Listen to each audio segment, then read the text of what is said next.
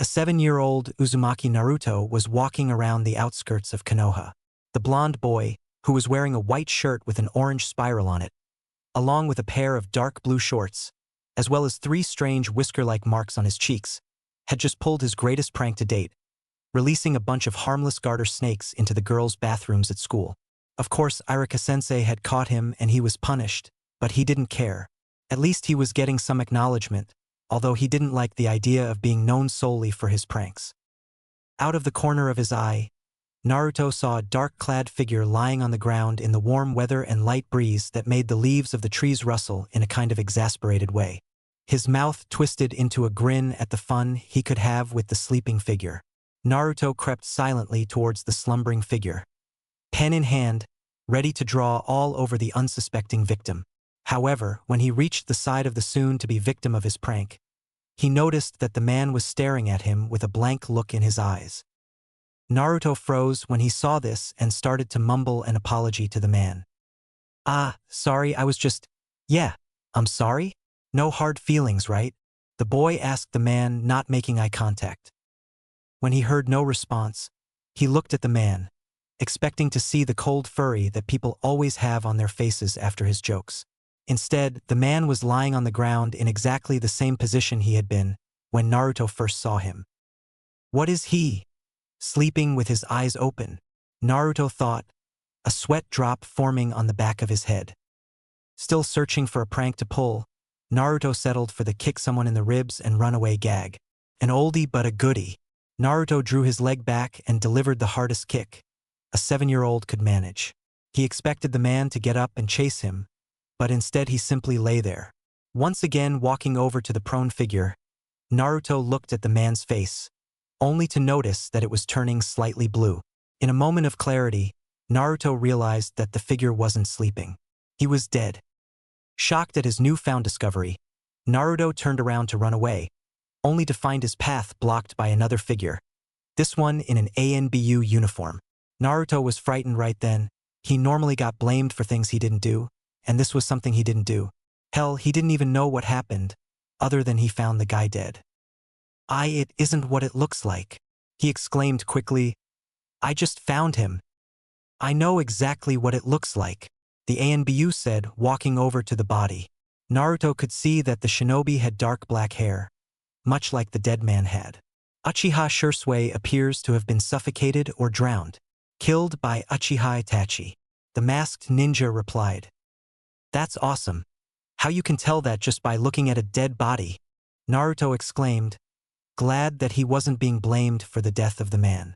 How do you do that? There was a pause for a moment, as the ANBU turned and looked at Naruto, his eyes turning from black to red, with 3 odd marks circling his pupils. Because I am Itachi, he stated calmly. Now that you have seen this, I cannot let you live, he said as he drew his sword. Naruto turned to run, but was stopped when the cold metal of an ANBU sword cut through his stomach. The sword was quickly removed, before it was once again slid through his body.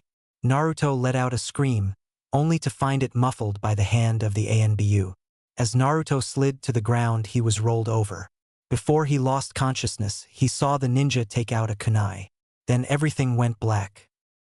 The next thing that Naruto knew, he was lying in a bed in a hospital. However, having never been hospitalized before, he didn't know where he was. He tried to open his eyes, but found that he was stopped by something covering them. Reaching up to touch his eyes, he felt the coarse but soft texture of gauze. Suddenly he was racked with a fit of pain as the adrenaline of his awakening wore off. He groaned and winced in pain. It wasn't until someone spoke up that he realized someone was in the room. Naruto-kun, it is good to see you are awake, said Sarutobi, the Sandaime Hokage. Aji-san, what happened? Naruto managed to groan out while he winced. It would seem that you were attacked by Uchiha Itachi and thrown in the river, left for dead, Sandaime said. You were found floating in the river along with the body of Uchiha Shisui by an old student of mine, and she brought you both back. Hey, old man, what's with my eyes? Naruto interrupted the venerable Hokage. Although he couldn't see it, the Hokage cringed before he answered. I was about to explain that. It seems that for whatever reason, Itachi damaged your eyes beyond our healing abilities. This elicited a gasp of shock from Naruto. Does this mean I'm blind? He asked, through gasps of breath. He began to cry at the prospect of never being able to see again. Actually, far from it, the old man said. My former student is a very good medic Nin, and she was able to transplant Shisui's eyes into you. It is very rare indeed, but it was vital to your survival that every place that blood could leak out from was plugged. That included your eyes. I have some dead guy's eyes in my head, Naruto yelled. Yes, Naruto-kun, I suppose you do. The old man chuckled. Naruto, those eyes are very special. They hold the bloodline limit of the Uchiha clan. What's a bloodline limit? Asked Naruto. It's a special ability that is passed down through someone's family, explained the gray man. Now, since you are not an Uchiha, I do not think that the limit will awaken in your eyes, but that doesn't mean that they aren't valuable.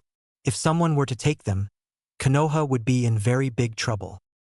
Naruto just lay in bed digesting all of the new information he had just learned. Old man, how long was I out for? Did anything important happen? He asked. To answer your first question, you were unconscious for about 2 weeks. Now, Naruto, the second thing is pretty bad. Itachi, the man that attacked you, he murdered his entire family except for his little brother, Sasuke. Sarutobi said in a sad voice. This means that there are only 4 people left in the world with the same kinds of eyes you have. Naruto just sat there in silence. He didn't know what to do. He was only 7 for crying out loud, and he just found out that he had some dead guy's eyes in his head, and the dead guy's family was dead except for one kid. This day just couldn't get any weirder. Oh, how wrong he was. After checking up on Naruto, Sarutobi made his way back to his office. He had a meeting to conduct with someone, and it wasn't going to be good. As he entered his office, he saw his old student, Tsunade, waiting for him. She was holding a standard medical file, with all of the information they could gain from Naruto while he was unconscious. Everything seems to be fine, Sarutobi-sensei, the blonde woman said. There is one interesting thing. You said he was an orphan, right? The Sandaime just nodded. Well, I ran a DNA test with some extra blood samples we had, and well, you should look at them yourself. She handed the old man the folder. When he opened it, he stared at a complete genetic profile of the blonde. However, what grabbed his attention was the report that Tsunade had written up. Who else has seen this? He demanded. Only Shizune and I have seen the report, she stated calmly. Sarutobi began to massage his temples as he felt a migraine coming on. Do you know how this could have happened? She asked. I have an idea, although I shudder to think of how she'll take this, Sarutobi said. He pressed a button on his intercom and waited for his secretary to respond. I need you to have Mitarashi Anko meet me as soon as possible, he ordered. The aforementioned Jounin was currently training out at Field 38. Mitarashi Anko was a kunoichi known for her short temper, more than slightly sadistic nature, lack of proper clothing, and her prowess with kunai knives. She was a little annoyed that the Hokage was pulling her away from her training, but she needed a short break anyways. The brown trench coat didn't move at all as she made her way up the winding stairs. When she entered his office, she was greeted by the sight of the old man, as well as Tsunade, the legendary medic Sannin. You wanted to see me, Hokage-sama? She asked, a look of slight confusion passing through her brown eyes. Yes, as you know, Uchiha Itachi attacked and killed his best friend as well as a small boy a couple weeks ago. Tsunade ran a blood test to look for any possible relatives. Anko didn't like where this was going. There were only 2 reasons why he would call her in to discuss this kind of situation. Anko, the Sandaime said, breaking her train of thought. We have good reason to believe that it's him. Anko's eyes grew wide at those words, and she collapsed into a chair, grasping her breath and shaking her purple-tinted hair in such a manner, as if to knock loose a certain memory. Tsunade thought this was strange even for Anko, who was known for her loud entrances and more than slightly sadistic nature. What do you mean him? She questioned. What in the hell is going on? Sarutobi sighed at the question of his student. During the Kyuubi attack, there were many S-class secrets made, one of which was Anko's pregnancy. He stated. What do you mean pregnant? She's only 24. That would make her 17 at the time. I know that's rather young, but that's not exactly worthy of such secrecy. Tsunade said, angry that she was left out of the loop. You know who Anko's Jounin sensei was, don't you? Sarutobi asked, rubbing his head. You know what he did? Of course Tsunade knew this. Anko's Jounin sensei was Orochimaru, her former teammate turned missing nin. He was wanted for experimenting on humans, but she didn't see what that had to do with. Oh my god! Tsunade gasped, looking at the slouched figure resting in a chair, her hands grabbing her stomach. Yes, due to one of Orochimaru's experiments, Anko hasn't aged in over 7 years, Sarutobi said, trying to comfort the sobbing women in his office. And due to another of his experiments, she found she was pregnant. We think it was part of an experiment to create a new bloodline limit. So, you're saying that my baby is alive? Anko asked, through ragged breaths. Why? Why did you lie to me then? She demanded. Anko, I had no intention of lying to you about this. When I found your son, there was no evidence that he was related to you in any way, and due to the damage of the QB, we just assumed that your son was dead. I'm very sorry about this. I want to see him right now, Anko demanded. There's no way that I'm leaving him now. Who knows what he's going through because of me? Of course, Anko, but before that, I have a few other things I want to discuss with you first, the Hokage instructed. All right, but can you at least tell me his name? She said. His name is Uzumaki Naruto, the third replied, watching her reaction. Anko's face was a mixture of emotions. Happy and sad were interchanged with anger and fury. She was grateful for the chance to be a part of her son's life, sad that he had been hospitalized in critical condition for the past 2 weeks, and angry at the villagers, who were too ignorant to see that the boy, her son, wasn't the demon that was sealed into him. Anko, in the DNA results, Tsunade found some very interesting information. It seems that Naruto has a large number of genetic markers, in common with the Yondaime. This elicited a loud gasp from Tsunade and a blank look from Anko. Are you saying that the father of my son is the Yondaime? She questioned. No, I'm not. You see, during his assault, Itachi damaged his eyes so badly that they had to be removed. When Tsunade found him, she had to transplant the eyes of Uchiha Shisui to stem the large amount of blood loss he was experiencing. I don't see why that is important. Kakashi has a Sharingan implanted in his head too, Anko growled. Yes, but Kakashi hasn't suddenly developed Uchiha genes. The third replied. What do you mean Uchiha genes? Anko questioned. Hear me out. When your son was born, he had darker hair, right? The third questioned. Yes, dark hair and my eyes, Anko said.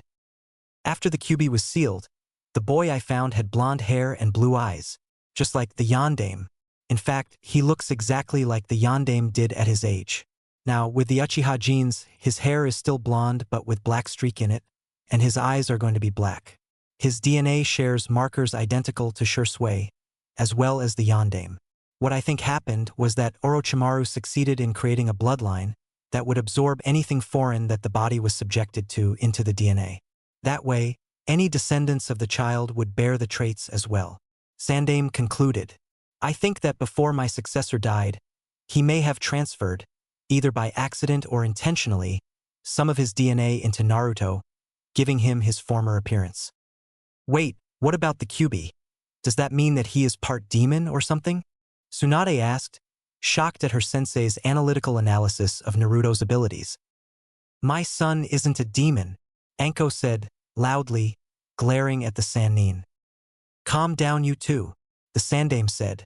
If I am correct, Naruto must be subjected to someone's DNA to change. Since the QB is sealed inside of him, then there is no fear of him becoming a demon. Besides, we have a full DNA write-up. He's 100% human. But what's to stop someone from putting their blood into him? He'll keep on changing, and that won't be good. Anko worried that her son may end up with some kind of disorder before she got to know him.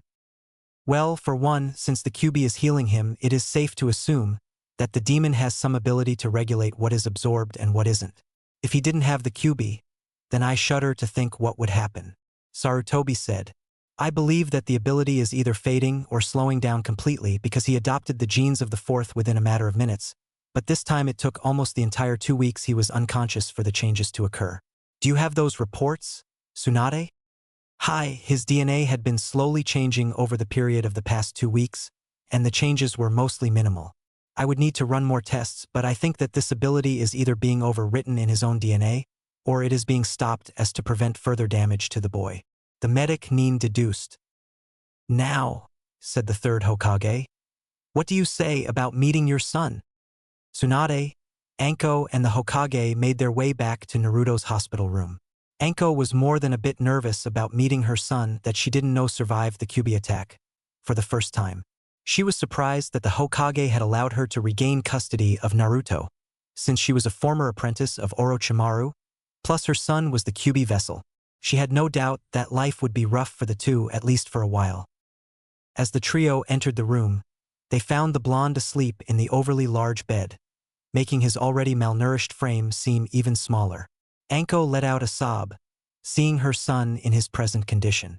She quickly rushed to his side and held his sleeping form in her arms. Seeing mother and son reunited in such a fashion made both the Hokage and Tsunade smile. Tsunade went to check on his charts to see how he was progressing. After reading the clipboard attached to the end of the bed, her face fell into a frown, and she motioned for Sarutobi to follow her into the hallway. Sensei, no one has checked up on the boy since I finished with him, except for me and Shizun. Isn't there one doctor here who doesn't see him as the demon? She asked, her anger showing. The Sandaime let out a sigh and frowned. I was unaware that the staff harbored such a grudge against Naruto. Of course, this is his first time in the hospital, so I really had no previous knowledge of the staff's reaction, he said. Tsunade's scowl deepened as she heard 2 idiot nurses complaining about the demon brat.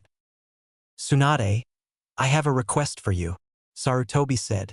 I know that you have lost a lot of faith in this village, but I want you to come back. I would like you to be able to check on Naruto, since you are the only medic Nin not biased against him. If you don't want to take on the role of a ninja again, would you at least consider running the hospital? Tsunade stared at him with a glint of anger in her eyes. I'm sorry, sensei, but that's not happening anytime soon. I'll stay until Naruto is well enough to leave with his mom, but after that I'm leaving again, she said. Suddenly a look of compassion washed over her young-looking face. But I will stop by a couple times a year to check on him and to make sure that his bloodline isn't acting up. Sarutobi just nodded and headed towards the room of Uchiha Sasuke. Sasuke was lying in his bed, depressed after witnessing the brutal murder of his parents at the hands of his older brother, who had then used the Genjutsu Tsukiyomi, Moon Reader, which forced the 8-year-old to relive the murder of his entire clan for 3 days. Right now, the black-haired, black-eyed boy was laying on his side, staring out the window. How are you today, Sasuke-kun? Asked the old man. The boy simply looked over at him, but didn't say anything. He simply rolled back over and resumed moping. Sarutobi was greatly saddened by this turn of events. As the last remaining Uchiha that was loyal to Konoha, he was important to the survival of the Sharingan bloodline. Although, now that Naruto had incorporated it into his own DNA, there were now 2 people who could pass it on to their children. Sasuke, the Hokage started. There is someone I want you to meet. Naruto awoke to find himself in a dark, damp, creepy hallway, with pipes and a faint glow at the end of the hallway. Feeling an irresistible urge to follow, Naruto headed towards the light. When he arrived, he found himself facing a large gate, with a simple piece of paper stuck to the front of it that said, Seal. Suddenly a large pair of blood-red eyes, with black slit pupils leered at the small boy. The first thing that ran through Naruto's mind was, what the hell, followed closely by an audible, what the hell? I can see again. Brat, that's because you aren't in the conscious world yet. You're in your mind. A deep voice echoed through the cavernous hallway. Who are you? Asked Naruto, staring into the red eyes without blinking. I am the great Kyuubi, the voice rang out. But you're dead. How can you be in my head? I must be dreaming, Naruto yelled and then muttered. Okay, I'll cut back from 5 bowls of ramen before bed to 4. I am most certainly not dead, the Kyuubi retorted. I was sealed inside of you by the one you call Yondaime. I am doomed to stay trapped in here until you die, thus taking me with you to the afterlife. Wait! You're sealed inside of me. Naruto's voice was full of shock and surprise. If this was the great demon that attacked Konoha, then that would explain why people always said mean things to him. You're the reason that everyone hates me, aren't you? You're the reason that no one will help me, and no one will let their kids play with me. You're the reason that I don't have any family. The boy screamed, tears beginning to flow from his eyes. Upon seeing the boy, who had stood up to more hardships in his short 7 years of life than most people did in a lifetime, begin to cry, the Kyuubi's eyes couldn't help but soften a bit. Yeah, kid. I'm the reason that everyone hates you. I'm the reason that they keep their offspring away from you. But I think you'll find that you are mistaken. I had nothing to do with your lack of family. The deep bass voice of the legendary fox rang out. What do you mean, I don't have a family? No one loves me enough to give me one, Naruto yelled. But suddenly, the cage began to dissolve around him, along with the background, and Naruto slowly felt himself wake up. Sarutobi and Sasuke entered a room to see a woman who had dark hair that almost looked purple, holding a boy with blonde hair and bandages over his eyes. Both were sleeping, the women holding the blonde to her chin. That is Uzumaki Naruto. The bandages are from where your brother attacked him and hacked at his eyes. At this, Sasuke looked shocked. He knew that his brother was deranged, but hacking out the eyes of a child was wrong, even for a homicidal maniac. To save his life, a student of mine transplanted the eyes of one of your clansmen into Naruto. He'll have the Sharingan, and due to his bloodline limit, he will be able to pass it on to his children. The third explained. Hokage-sama, why are you doing this? Sasuke asked. The third smiled at the young Uchiha. Naruto is, or rather, was an orphan. The woman you see with him is his biological mother. Since Naruto was born during the Kyuubi attack, records were messed up and they were separated. I thought that since the two of you share the same bloodline, that we should keep you two together, that is, if you would like to. The third explained. Do you mean, live with them? Sasuke asked, with a hint of joy in his voice. If you want to, then yes, Anko is a jounin, so she has many difficult missions that may last a long time. If you were to join them, she wouldn't have to worry about Naruto while she was away. The third explained. I would like that a lot, if they would have me, Sasuke said after only a few seconds of thought. The Sandaime just smiled and walked the boy back to his room. He would talk with Anko and Naruto about this later. If she refused, he could always make it a mission. Naruto could feel someone's arms around his shoulders in an embrace he was unfamiliar with. This wasn't some villager trying to kill him. There wasn't any pressure on his neck. This felt almost good. But no one loved him, maybe it was the Hokage. Naruto shifted a bit, letting out a quiet groan from his stiff back muscles. He felt the person who was holding him recoil and gasp. I knew it. Another person who hates me, Naruto thought. Suddenly the arms appeared again, this time in a full-fledged hug. Naruto heard the mystery person, sobbing on his shoulder, as they hugged him. Naruto normally would have pushed this person away, but something about the hug caught him off guard. He was too stunned to ask a question, although he quickly recuperated and was about to ask one, when he heard the door open, followed by a number of footsteps, and the protective arms of the mystery person retracted. Making up for lost time, Anko? The voice of the Hokage asked. Huh? Old man, who is this? Naruto asked, jabbing his thumb to his right, in what he hoped was the direction of the mysterious Anko. Naruto felt a hand encircle his as the mysterious person spoke. Naruto, I'm... Anko choked on her words, and couldn't finish them. Naruto, this is your mother, Mitarashi Anko, the Hokage said. What? I don't have a mom. You said so yourself. Naruto cried. I know, Naruto, but I was wrong. There are a few things I want to talk about, the first being your history, said Sarutobi. Wait, is this about the Kyuubi? Naruto asked. This completely shocked the two occupants in the room. How do you know about the Kyuubi? Asked the Hokage. I was just talking with the great big fuzzball. He told me about how the Yondaime sealed him inside of me, and how he was the reason the villagers hate me. Naruto replied. It is true that the Yondaime sealed the Kyuubi in you to save the village, but that's not the only thing I wanted to talk with you about, said the Sandaime. Naruto, while you were unconscious, we ran some blood tests to try and find your parents, and it turns out that Anko is your mother. We also found out that you have a very unique bloodline limit. It allows you to absorb people's DNA into your own. You see, when you were born, you had much darker hair and brown eyes, but somehow some of the Yondaime's DNA got into you, which is why you look almost exactly like him, the Hokage said. Naruto just looked shocked, but since his eyes were still held shut, he couldn't stare in the correct direction. The Sandaime continued. Tsunade thinks that your bandages can come off in a day, so we will keep you here for the night. Now, I think that you should get to know your mother better. Without warning, Sarutobi left the two in the room alone, one just happy to know her child was alive, the other digesting the insane amount of information that was just leveled at him.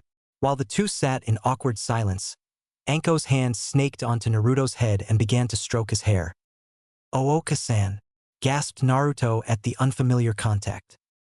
Hi, Naruto-kun. I'm your Ka-san, Anko said, trying to hold back tears. I missed you, Oka-san, yawned Naruto, snuggling into the unfamiliar warmth of his mother and fell asleep. Anko didn't say anything. She just hugged her son tighter, her tears falling freely again. As the sun crept ever lower in the western sky, Anko moved Naruto into a more comfortable position in his bed and made her way into the hallway. She was hungry and headed towards the vending machine at the end of the hallway. She suddenly felt a presence spying on her from her right and looked over her shoulder at the offending person. She saw the Uchiha survivor looking at her from his room, saying goodbye to the Hokage. As she turned her attention back to her previous task, she felt the old Hokage come up behind her. Hokage-sama, I want to thank you for allowing me to get my son back. Most of the village would like nothing more than for him to be dead. But I won't let that happen now, Anko said, in an unusually demure voice. Think nothing of it, Anko. I wouldn't have it any other way. If anyone deserves a family, it is that boy above all others, Sarutobi said. Actually, I have a question to ask of you. I know that motherhood will be a new experience for you, but I would like to keep the Sharingan bloodline together as much as possible. Naruto will hopefully brighten Sasuke's disposition, and Sasuke may be able to calm your son down a bit. You're asking me to adopt the Uchiha? Asked Anko. She was shocked that she was being asked to guard possibly the most important bloodline in the entire village. Yes, Sasuke has already expressed his wish to live with the two of you, should you wish to take him in. I'm afraid for him. You see, not only did Itachi murder his parents in front of his eyes, he's caused the boy some serious mental trauma. I'm afraid of what would happen to him if he was left alone. All he seems to do is brood, but when I mentioned the possibility of a new family, his eyes picked up immediately. Sarutobi explained. I'm honored, Hokage-sama, but I'd have to talk with Naruto first, Anko said. Of course, said the Sandaime. Would you at least like to meet him? He asked. Anko removed her purchase from the machine and nodded her head.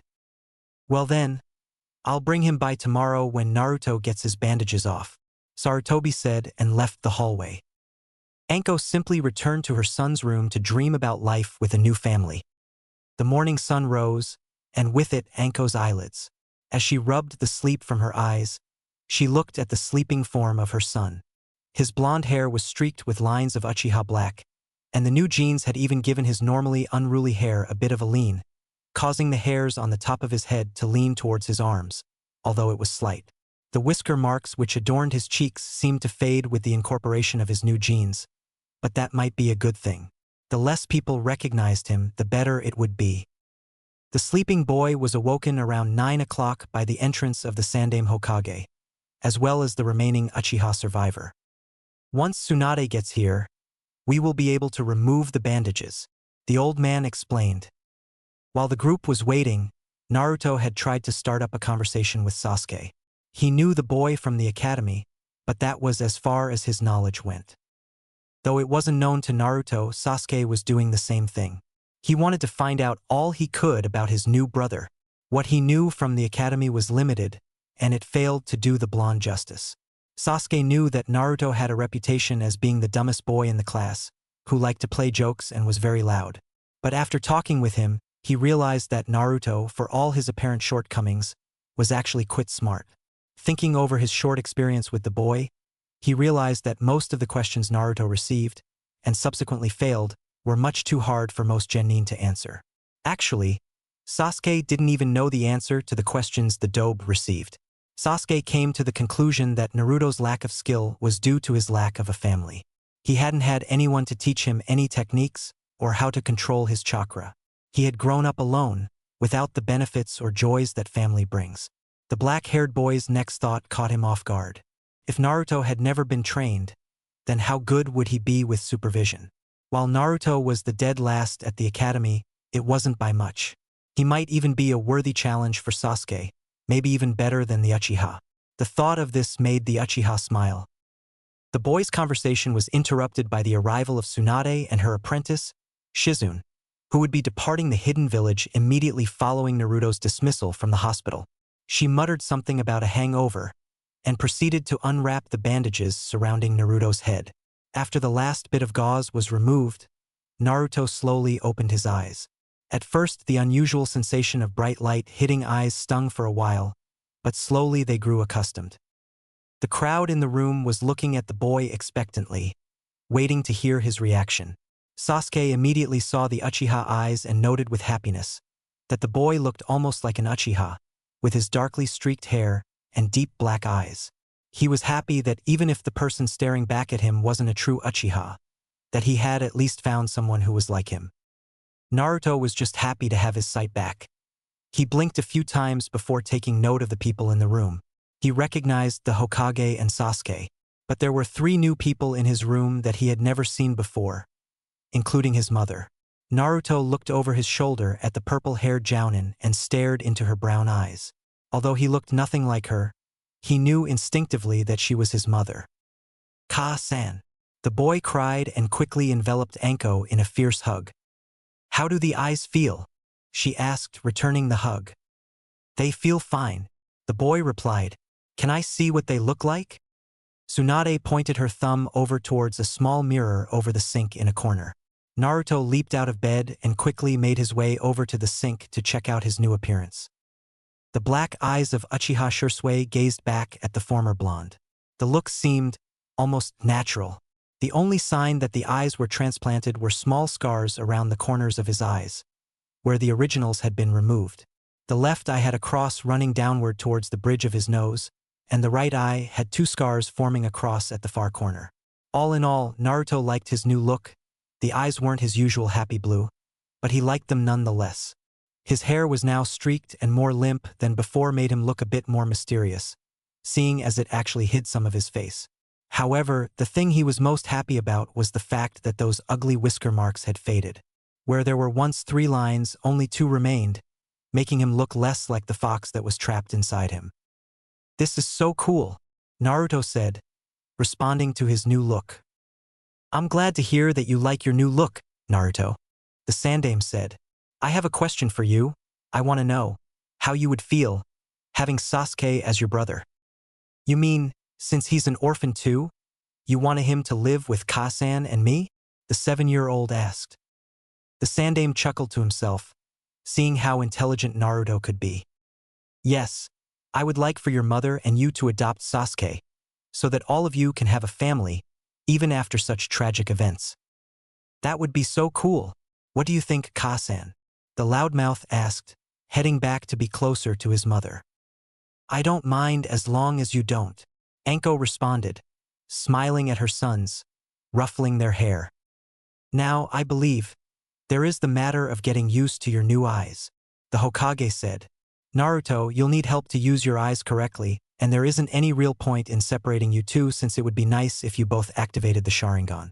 I'll have some specialized training set up for the 2 of you starting next week. Until then, I suggest you get to know each other better." The old man smiled and exited the door, leaving the 3-person family alone for the first time since its conception. 1 week later, the 2 boys found themselves waiting to meet their new sensei. He was currently running a good hour and a half late, and both boys were beginning to wonder if he'd ever show up. Yo, sorry I'm late. You see there was this kitten, and it was caught in a tree, a voice said, approaching the two young ninjas in training. The two looked at the newcomer with identical stares of both disbelief and anger. He was a tall man with gray hair, although he wasn't old, and it stuck up in many different angles, not unlike Naruto's old hair. He was wearing dark pants and a dark shirt under the standard issue jounin vest, as well as black fingerless gloves that had a metal plate on the back of the hand to block swords. The most peculiar aspect of the man was his Konoha head protector was pulled over his left eye, completely obscuring it, and he wore a mask that effectively covered his face and nose. You two are Sasuke and Naruto, I assume? The silver-haired man asked the bewildered boys. They just nodded their heads looking at their sensei. Well, they didn't know how he seemed. There was something about him, he seemed dangerous, even if he was an hour and a half late. Why don't we introduce ourselves? You can tell us your likes, dislikes, hobbies, dreams for the future, those kinds of things. I'll start off. My name is Hatake Kakashi. I don't feel like telling you my likes or dislikes, my dreams for the future. I have a lot of hobbies. He finished, giving absolutely no detail in his cryptic answer. Great, all we learned was his name. The boys thought to themselves. Well, my name is Uchiha Sasuke. I like my family and training. I have a few things that I don't like. My hobbies, I guess I don't really have any. As for my dreams, I want to start my own family, and I want to help my family accomplish their goals. The raven-haired boy said. He didn't mention Itachi. I guess that's a good thing, Kakashi thought. My name is Mitarashi Naruto. I like my family and ramen. I dislike the 3-minute wait for the ramen to cook. My hobbies are training with my brother and mom and trying all the different types of ramen that I can find. My dream is to become the Hokage and help my family with their dreams. He finished. Ramen-obsessed boy, but he's got a hard dream, Kakashi thought. He stared at the boys before him. Sasuke in his usual blue t-shirt and shorts with the red and white Uchiha fan on the back, and Naruto, who had taken to wearing black shorts with a bunch of pockets on them, with a white shirt. The interesting thing about the shirt was the clan symbol on the back. It seemed to be a mixture of the orange swirl he had donned under the name of Uzumaki Naruto and the Uchiha fan. It was an orange and red swirl, divided just as the Uchiha fan was. Well, my job for the time being is to help you two learn to harness the power of the Sharingan. Sasuke, since you haven't awoken yours yet, we'll be doing drills and exercises to help you and Naruto. Since you have fully developed Sharingan already, you just need to learn to use the correct amount of chakra to activate them. You'll be doing mostly chakra control exercises. Both of you will do drills with me until you get the hang of the Sharingan, Kakashi explained. After their first day of practice, Kakashi pulled Sasuke aside, since Naruto was being stubborn and still practicing his chakra control. Sasuke, I don't wish to bring up a potentially sore subject, but when I agreed to take on this assignment, I was given a psychological evaluation, and it said that when you were admitted to the hospital you were set on killing your brother, but today you didn't mention him. I hope you don't mind me asking, but what happened? Was the report wrong? Sasuke glared at his instructor before sighing. No, when I moved in with Naruto and Anko, I was pretty set on killing him. Flashback. Sasuke was unpacking his belongings into his new room, which he shared with Naruto. Anko's apartment wasn't that big, and they were looking for a larger place to live, but for now it was her apartment or nothing. Naruto was moving his stuff into the room as well, and Sasuke was shocked to find that everything of value that Naruto had could easily fit into a backpack. Naruto, Sasuke said, breaking the silence of the room. I understand that my brother attacked you, but Itachi is mine to kill. If you get in the way, then I may be forced to kill you. Don't get in my way, the brooding boy warned. Naruto looked at his new brother like he had some kind of marine animal stuck to his face. I don't care. You can kill him if you want, he shrugged. Now it was Sasuke's turn to be perplexed. How can you not want revenge for what he did to you? He asked. Oh, it's not that I don't want revenge, but it comes second. I don't know about you, but revenge isn't going to control what I do, so you don't have to worry about me getting in the way, Naruto explained. You obviously don't get it. I have to kill him. I am an Uchiha, and I must avenge my family. It's all my fault that they died. I couldn't do anything. At this, Sasuke began to break down a bit and tears came to his eyes. Sasuke, It's not your fault.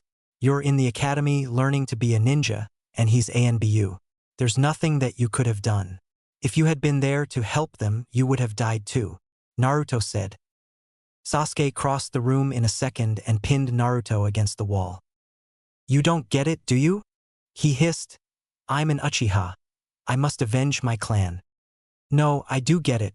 You think that because you're from this clan that you must avenge their deaths. You forget that your brother is also an Uchiha. This simply confused Sasuke even more. What the hell are you talking about? He asked the boy, trying to calm himself down. Look, you know how to cross-multiply numbers, right? Naruto asked him. Sasuke merely nodded his head, not understanding where this was going. So you know that when you cross-multiply, like terms will cancel each other out. Think about it. You're an Uchiha in the academy. He's an Uchiha in ANBU. If you could cross-multiply the two, then you're stuck with an academy student against an ANBU. You never would have stood a chance. Naruto articulated. This struck Sasuke deep. He hadn't thought of his life in such a scientific way before. It made so much sense. Look, Sasuke, I'm not telling you to abandon your goal, but you shouldn't worry about it until you can match him. I'm sure one day you'll see him again and be able to kill him, but that won't be until you're at least a Chunin, more than likely not until you're a Jounin. Don't worry about it for now and focus on other things. Naruto simply left the room to find his mom and give Sasuke some room to think. End flashback.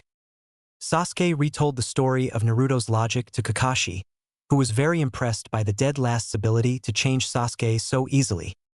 It's not a good thing to be an Avenger. Avengers lead a life of pain and suffering. They live for one reason, and if they ever accomplish their goal, they are left with a feeling of emptiness and despair. They become so caught up in their own world that they become social outcasts and loners. It is not a life that I wish upon anyone. With that, Kakashi dismissed the boys for the day. The boys walked back to their apartment at a quick pace, hoping to make it back in time to shower before dinner. The looks that they received were surprising to Sasuke, especially the first time he noticed them. He was used to people recognizing him because he was from the Uchiha clan, but the looks people gave Anko and Naruto, they made him shiver every once in a while. At first it was simply at Anko. She brushed it off, scowling at the people foolish enough to make a remark behind her back. He wasn't able to hear what they were talking about, except for the word snake. After a while, the looks began to move towards Naruto. Even after the changes he went through, people recognized who he was. Sasuke was taken by surprise the sneers and glares he received. It surprised him just as much when Naruto brushed them away by smiling at them. Flashback. It was the day after Sasuke's minor blow-up at Naruto, and the boys were sitting around their new apartment, waiting for Anko to return from shopping. Hey Naruto, why didn't you go with your mom? Sasuke asked. He himself hadn't gone because he was still digesting the conversation he had had yesterday. Well, I didn't want Mom to have any more problems, he said, rather cryptically. What do you mean? How could you cause problems for her? The full-blooded Uchiha asked his brother. Naruto looked at his feet, swinging them in front of his body. You saw the way people look at me, right? He asked, keeping his eyes rooted on the floor. Yeah. They look at me like that because I have the QB sealed inside of me, he said quietly. Suddenly, his voice took a much more serious tone. Look, I don't care if you hate me, but if you use that to hurt Kasan, then I'll kill you. Sasuke was shocked. The reason that Naruto had grown up without any kind of care was that he had a demon sealed inside of him? That didn't make any sense. But that would explain the looks the younger boy received, as well as Anko. As the mother of the QB vessel, she was probably seen as an anathema. Not to mention the hisses he heard yesterday, first calling his adopted mother a snake, and then openly hating his adopted brother. Naruto, I don't hate you. It's just a lot to take in, Sasuke stammered. The rest of the day was spent in silence, waiting for Anko to return with dinner. She seemed to notice the look on her son's face, as well as the look of heavy contemplation that graced Sasuke's face. When she asked what was wrong, Naruto denied that anything was amiss, and Sasuke simply shook his head. That night, when the boys were lying in their room, sleep had decided to fail them. Hey Naruto, Sasuke started to speak but paused for a second. I don't hate you for the QB. I think you're actually pretty brave to put up with all the stuff you do. Naruto turned over to the boy and, although Sasuke couldn't see him, stared at the boy. Then Naruto returned to his previous position and tried to go back to sleep. Before he managed to find refuge though, he said, "Thanks, Sasuke. You're the first person I've told besides the Hokage and Kasan. So this means a lot to me." The boys remained silent for the remainder of the night before finally falling asleep. End flashback. After that day, the three people living under the roof of Anko's apartment could actually feel like a family. Sasuke and Naruto acting as each other's brother and Anko as a mother to Naruto and a surrogate mother to Sasuke. That night Sasuke had made a decision that he would protect his new family. He didn't know that Naruto had done the same thing. The next few months passed quickly for the two boys. Between the academy and their training with Kakashi, they had little time for other activities. They would attend the academy until 3 in the afternoon, and then train with Kakashi until 5 or 6 and then return for dinner. Anko proved to be a very capable mother, caring for her two sons and keeping up with her duties as a jounin. She would often be seen sparring with Naruto and Sasuke or simply chasing them if they were running late for any reason. As remarkable as Anko's transformation was, the most noticeable changes were in Naruto and Sasuke. Sasuke had, for the moment, given up on avenging his family and embraced his foster mother and brother. Without feeling the need to measure up to his murderous brother, he became almost social. He still abhorred the attention he received from his fangirls, but he would make attempts to meet the other people in his class. It had taken him a while, but almost 5 weeks of constant training and different combat scenarios with Kakashi and Naruto had awoken his Sharingan.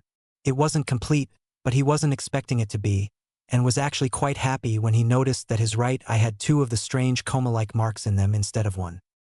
Naruto had changed the most.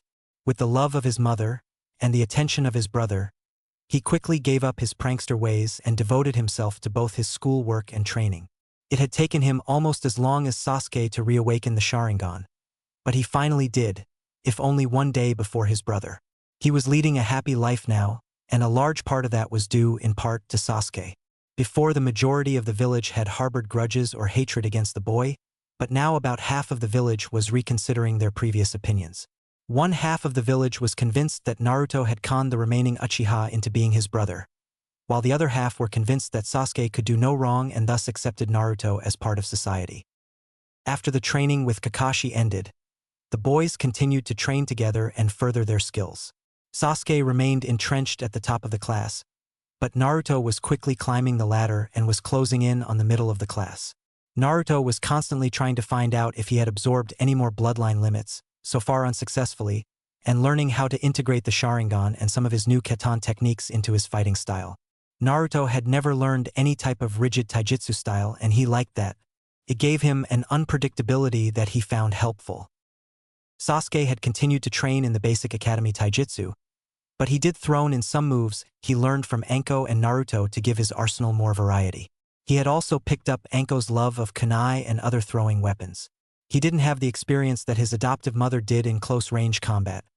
His throwing accuracy wasn't bad, and he consistently hit his mark with little or no effort. It was during one of Sasuke's throwing exercises that Naruto finally discovered another bloodline.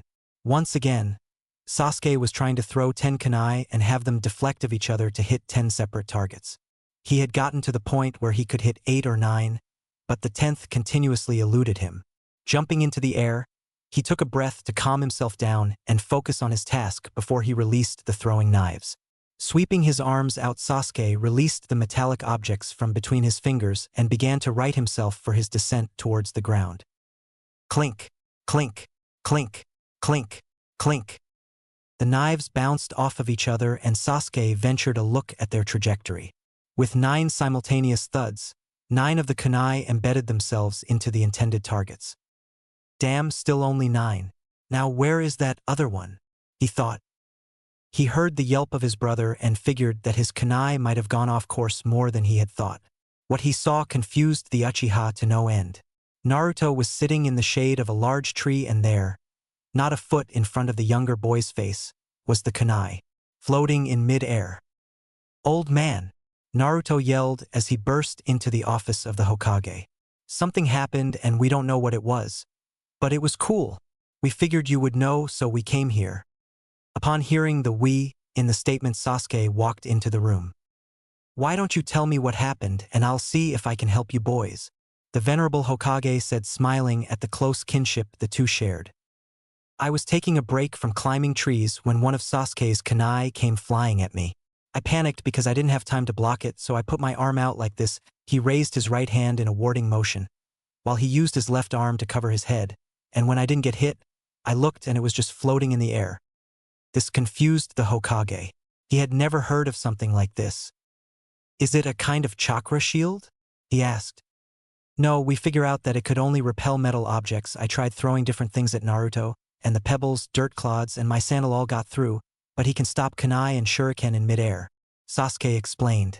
That's why we came here. Either it has something to do with metal, magnets, or this field only stops deadly things. The Hokage thought about this for a minute. I have an idea how we can find out. He took out one of his many paper weights and laid it in front of Naruto. Try to change the shape of this, if you can, Naruto, he said. Naruto concentrated on the paper weight, which was shaped like a leaf, and willed it to become a simple block. Nothing happened. He tried for 5 minutes, concentrating on the leaf and willing it to change, but it never did. Well, I think we can say that your ability isn't to control metal, the Sandaime explained. I also think that your own tests show that it isn't some kind of force field, so I believe, Naruto, that you have a very rare bloodline that was originally from Tsunagakure. Their Sandaime had the ability to control magnetic forces, and used it to control small pieces of metal for his jutsu.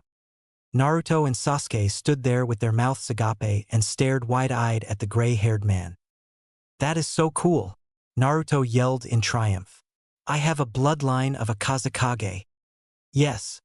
I suggest that you practice both repelling and attracting different things. It could come in handy someday, the Sandaime suggested. In the meantime, I believe that your mother should be arriving shortly to turn in her report, so why don't you two just wait here for a while? True to his word, Anko walked into the office not 3 minutes later to deliver her report. It was a straightforward mission, guarding the Fire Country's daimyo from a missing nin. It wasn't very hard, and she finished early. When Naruto explained about his new bloodline, Anko smirked and ruffled his hair. All right, from now on I expect to have to try during our kunai duels. This earned a groan from Naruto, who hadn't inherited his mother's love of kunai, much to her disappointment. Naruto's birthday, October 10th, rolled around rather quickly. He still hadn't perfected using his magnetic abilities, but he was getting better. Dawn came early and the boys were awoken by Anko's usual greeting, a bucket full of cold water. After a quick warm-up, read, 5 hours of being chased by your mother, who was throwing kunai at you, the trio headed home for brunch. As the day wore on, both Sasuke and Anko noticed that Naruto was more and more reluctant to leave the apartment. They figured it had to do with the Kyuubi, and when they asked him, he explained that the villagers always hated him more today and had grown accustomed to staying inside to minimize contact with drunk and/or irate villagers. Anko decided to stay and comfort her son more that night, and so Sasuke was the only one to go out to enjoy the festival, although it was rather subdued now that he knew of Naruto's burden. He watched as the smaller children ran around, enjoying the games and food of the festival. In reality, Sasuke was appalled by the villagers' treatment of Naruto. He had only come out to honor the Uchiha who had died in the attack, and then he planned on returning back to the apartment. After a nice speech by the Hokage, Sasuke walked back towards the apartment, passing different restaurants along the way. He heard different people talking in various states of inebriation about different worries, from raising their kids to the state of the village. Once he returned home, he joined his adoptive mother and brother for dessert before he headed to bed. As he was taking his dishes over to the sink, he looked out the window at the sky, noting the new moon. But what interested him the most was the group of flickering orange lights that were making their way towards the apartment building. He didn't immediately recognize the glow of torches, simply passing them off as part of the festivities, but he did seem to recognize the silver-haired Chun-Nin leading a group of 20 or 30 people. What is Mizuki-sensei doing? He thought. It wasn't until he heard the shouts of, "Kill the demon," then it hit him. Shit, Anko Ka-san, there's a mob outside, Sasuke yelled in warning. What? The purple-haired jounin yelled as the door to the apartment was kicked in. The first person in the doorway was greeted by a kunai to the shoulder, courtesy of an enraged mother. The second person met a similar fate, this time from Sasuke. Mizuki forced his way towards the door, loosing shuriken as he entered and multiplying them with Kage Shuriken no Jutsu, Shadow Shuriken technique. He was absolutely dumbfounded when the multitude of metal seemed to slow and hover in midair. You will not hurt KSN. Naruto screamed and repelled the shuriken back towards the mass of now shocked villagers. Mizuki was able to use a Kawarimi no Jutsu replacement technique to avoid the multitude of steel-throwing stars. Shuriken are not as lethal as kunai unless they embed themselves in the throat or head, so damage to the mob was minimal. However, the only person standing was Mizuki, who took the moment of shock to organize another attack on the demon. He knew he couldn't hope to beat a jounin like Anko, so he decided to try and burn out the three ninja. Katan, Gukakyu no Jutsu, Fire type, Grand Fireball technique. Mizuki then unleashed a very large ball of fire towards the apartment, only for his fireball to be doused by two cries of Suetun Suijin Hiki, Water type, Water Barrier, from Naruto and Sasuke. How do you know that? Mizuki stammered as he froze upon seeing the boys perform the jutsu. Then he noticed that both boys had red eyes with comma marks circling the iris. SSH Sharingan. That's not possible. He watched as Naruto raised his right arm and leveled it at him, while Sasuke simply smirked at his brother's antics. Suddenly Mizuki felt his arms begin to fall asleep. Then his legs, and the last thing he remembered before he passed out was wondering what the hell was going on. Very quickly, NBU swarmed Anko's apartment, and before too long the Hokage appeared a look of grim anger on his face as he watched the ANBU round up the members of the incapacitated mob. He walked over to Anko, who was checking on her sons, making sure they were okay. Would you three be able to tell me what happened? The old man asked.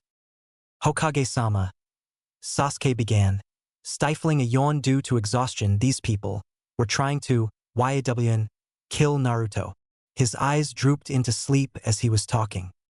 The Hokage noticed that Naruto was also drifting off to sleep, so he suggested that Anko move them to bed, and that she give the report after that was done. After moving the two into their beds, a very angry Anko moved back towards the living room and addressed the Hokage. Hokage-sama, those people broke down the door and were calling for my son's head. So Sasuke and I defended our home. Then that Chunin used Kage Shuriken no Jutsu and Naruto stopped them with his new bloodline before throwing them back at the crowd. That put most of them out of commission, but Mizuki managed to get out of the way and tried to burn down the apartment. Naruto and Sasuke were able to stop him using Suijin Hiki, and then I'm not sure exactly what happened, but I think Naruto used his magnetic bloodline again to do something to Mizuki and made him pass out. Anko spat, incensed that people would be prejudiced against her son in such a manner. The fact that the two boys were able to use a jutsu like the water barrier was astounding to the Hokage. Anko, where did they get the water for the jutsu from? He asked, perplexed. I guess from the sink. Sasuke left it on because they broke through the door, she replied, picking up some things that had been scattered by the intrusion. To be able to keep a technique like that up at their age, I believe that we can expect them to grow up to be very strong, the Hokage remarked. The day following the mob attack on Naruto dawned with gray skies, threatening to pour rain, and an unusual humidity for the fall weather. Both boys were sleeping soundly when Anko decided to wake them up around 8 in the morning. After their display last night, they deserved to rest up. Quickly shaking Naruto and Sasuke awake, she hurried them out of bed and told them that breakfast was ready and that they had matters to discuss. The boys entered the small kitchen/dining room after a few minutes and, rubbing the sleep from their eyes, muttered a thanks as they accepted their breakfast of cereal and toast. First off, Anko started, her face holding no emotion, I want to congratulate the two of you on your performance last night. The way you boys were able to use the water barrier at your age shows great potential and chakra control. Secondly, I want to know what you did to Mizuki. She spat out the silver-haired man's name like she was cursing. The boys exchanged sheepish glances, which were quickly covered by mischievous grins. Well, ever since I discovered the magnetic bloodline, I was looking for a way to attack people directly with it. I've been trying to pull the iron from the ground and tried to do the same thing to humans. But since I can't go and try it on people, I haven't gotten very far. Last night, I think I used the fox's power, and that was how I was able to beat Mizuki-san Mizuki. Naruto explained. If nothing else, Naruto had adopted his mother's ideals about hating people. If they crossed him wrong like last night, they were forever an anathema, and he would treat them as such.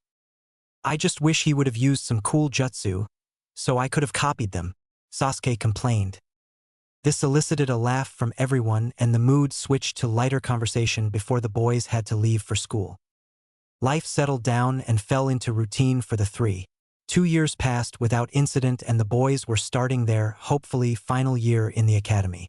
The two had grown up and closer together than anyone could have hoped for. Sasuke had grown close to 5 feet 3 inches and showed no signs of slowing down, while Naruto was smaller, at 4 feet 11 inches, but was a bit quicker than his brother, who was physically stronger. That day at the academy, the class was reviewing the different techniques that they might have to demonstrate at their graduation exam. The selected skill today was the Henge no Jutsu, or transformation. As Iruka-sensei called each member of the class up to change into a copy of him, he couldn't be more proud of his students. They were easily one of the best overall groups he had ever taught. Haruno Sakura, the brown-haired Chunin, called out. The pink-haired Sasuke fangirl quickly moved to the front of the class and formed the correct hand seals before calling out, "Henge!" A puff of smoke appeared, and after it disappeared, a perfect copy of Iruka smiled back at the teacher. "Very good, Sakura," he admonished the girl. "Next up is Uzumaki Naruto." Naruto made his way down the rows of desks and stood in the front of the class. It had been decided after much arguing and yelling that Naruto should keep the name Uzumaki, since Orochimaru would come back for the boy if he found out he was alive. The only people who knew him as Mitarashi Naruto were Sasuke, Anko, Iruka, Kakashi, and the Hokage. Iruka had originally been skeptical of allowing the Kyuubi container into the academy. However, after seeing how hard the boy worked and how he interacted with the other students, he grew to like the energetic boy. Naruto adopted the classic Sasuke pose and slouched a bit, before performing the technique perfectly. "Good job, Naruto. Next up, Uchiha Sasuke." Sasuke sauntered to the front in his typical lazy/I-don't-care type of manner, before lazily forming the seals. No one noticed the unusual twinkle in the raven-haired boy's eyes before it was too late. "Henge," the boy said in a very lazy manner. It was so lazy that it made Shikamaru seem energetic and playful. As the smoke cleared, the sight of a naked woman with black hair greeted Iruka. As his nose erupted in a fountain of blood, he could only think one sentence. "The hell? I figured Naruto or Kiba would try something like that. But Sasuke." The class erupted in laughter from the male population and indignation from the females of the class. They couldn't bring themselves to believe that their beloved Sasuke-kun would do something so perverted. In another cloud of smoke, Sasuke returned to normal and broodingly walked back to his seat. Or rather, he walked back to Naruto's seat. As Iruka got back up from the floor with wads of tissue stuck up his nose to prevent further blood loss, he noticed the two Sasukes and groaned. He had been pranked. He watched as the second Sasuke disappeared in a cloud of smoke and was replaced by Naruto, who promptly doubled over in laughter at his teacher's expense. "Kami, Iruka-sensei, you should have seen the look on your face when I did that," the blonde and black-haired youth cried out in laughter, rolling in the aisle. That night was interesting, to say the least. Anko was torn between outrage and maternal pride at her son's antics. She was very proud of the fact that he could keep up 2 illusions, which admittedly were his worst skill, and that he had pulled such an elaborate and hilarious ruse. On the other hand, he had done something perverted, and like all women, Anko despised perverts. She settled on increasing the ferocity in her training. Neither Sasuke nor Naruto showed up to class without sporting new cuts from their mother's kunai. "Okay, today we're going to be reviewing the Bunshin no Jutsu clone technique," Iruka explained. Naruto groaned. Bunshin was his worst skill. It wasn't that he didn't know how. He had copied the seals with his Sharingan and practiced the technique for hours, but he simply couldn't do it correctly, and for the life of him, he couldn't figure out why. Sasuke didn't know what was wrong, and his mother wasn't much more help.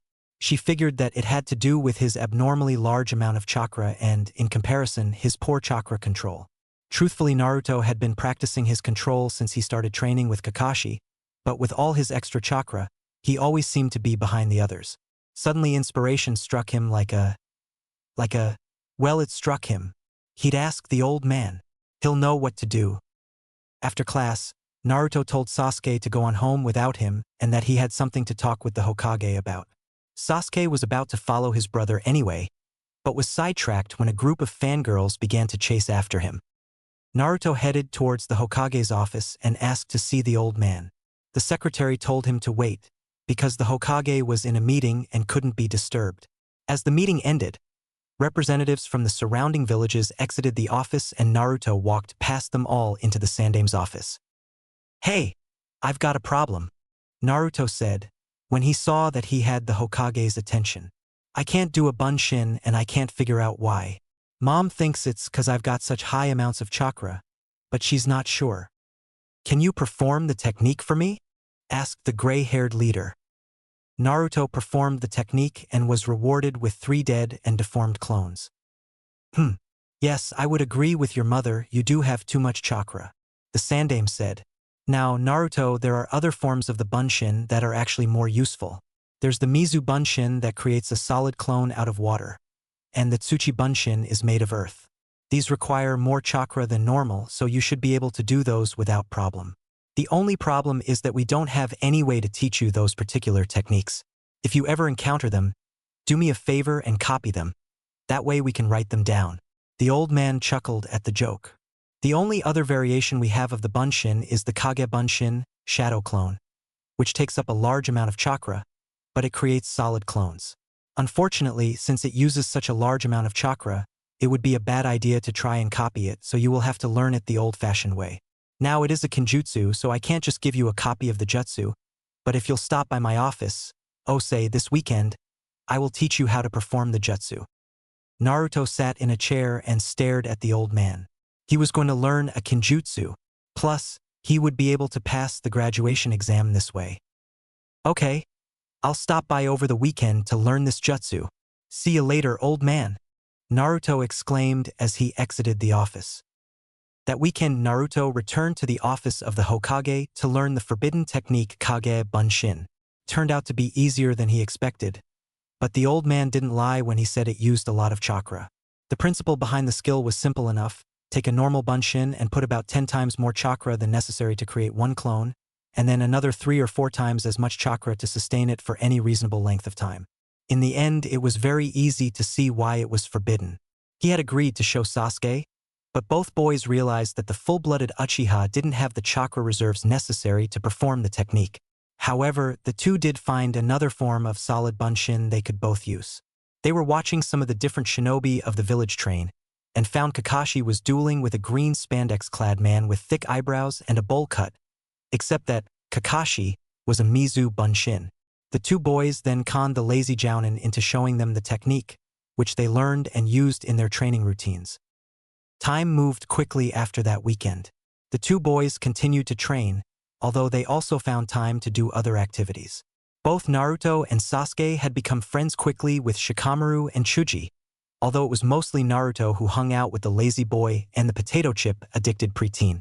Sasuke had struck up a rivalry with Hyuga Neji, the previous year's #1 rookie, and seemed to be competing against each other in just about everything. After nearly 3 straight years of being rejected by Sasuke, many of his fangirls decided on another tactic. They tried to become friends with Naruto, Shikamaru, and Chuji. Naruto hasn't been able to walk through town without being hounded for the last 4 months, while the other two boys have only recently become targets. Luckily for them, or terribly unlucky for Naruto, Shikamaru's laziness and Chuji's constant eating seem to be turnoffs in their own right, while Naruto couldn't claim any of the previous self-defense mechanisms and was sorely tempted to try his mother's tactics and begin to throw kunai indiscriminately.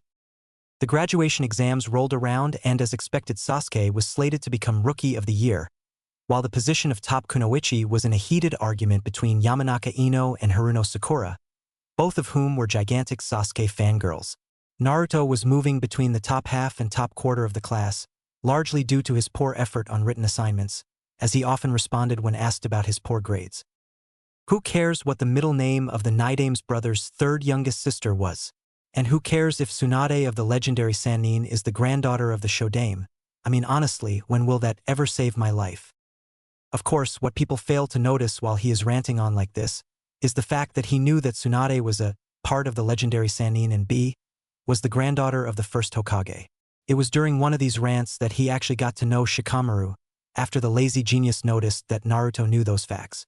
While Naruto may have given up physical pranking for the most part, he still loved to mess with people's heads.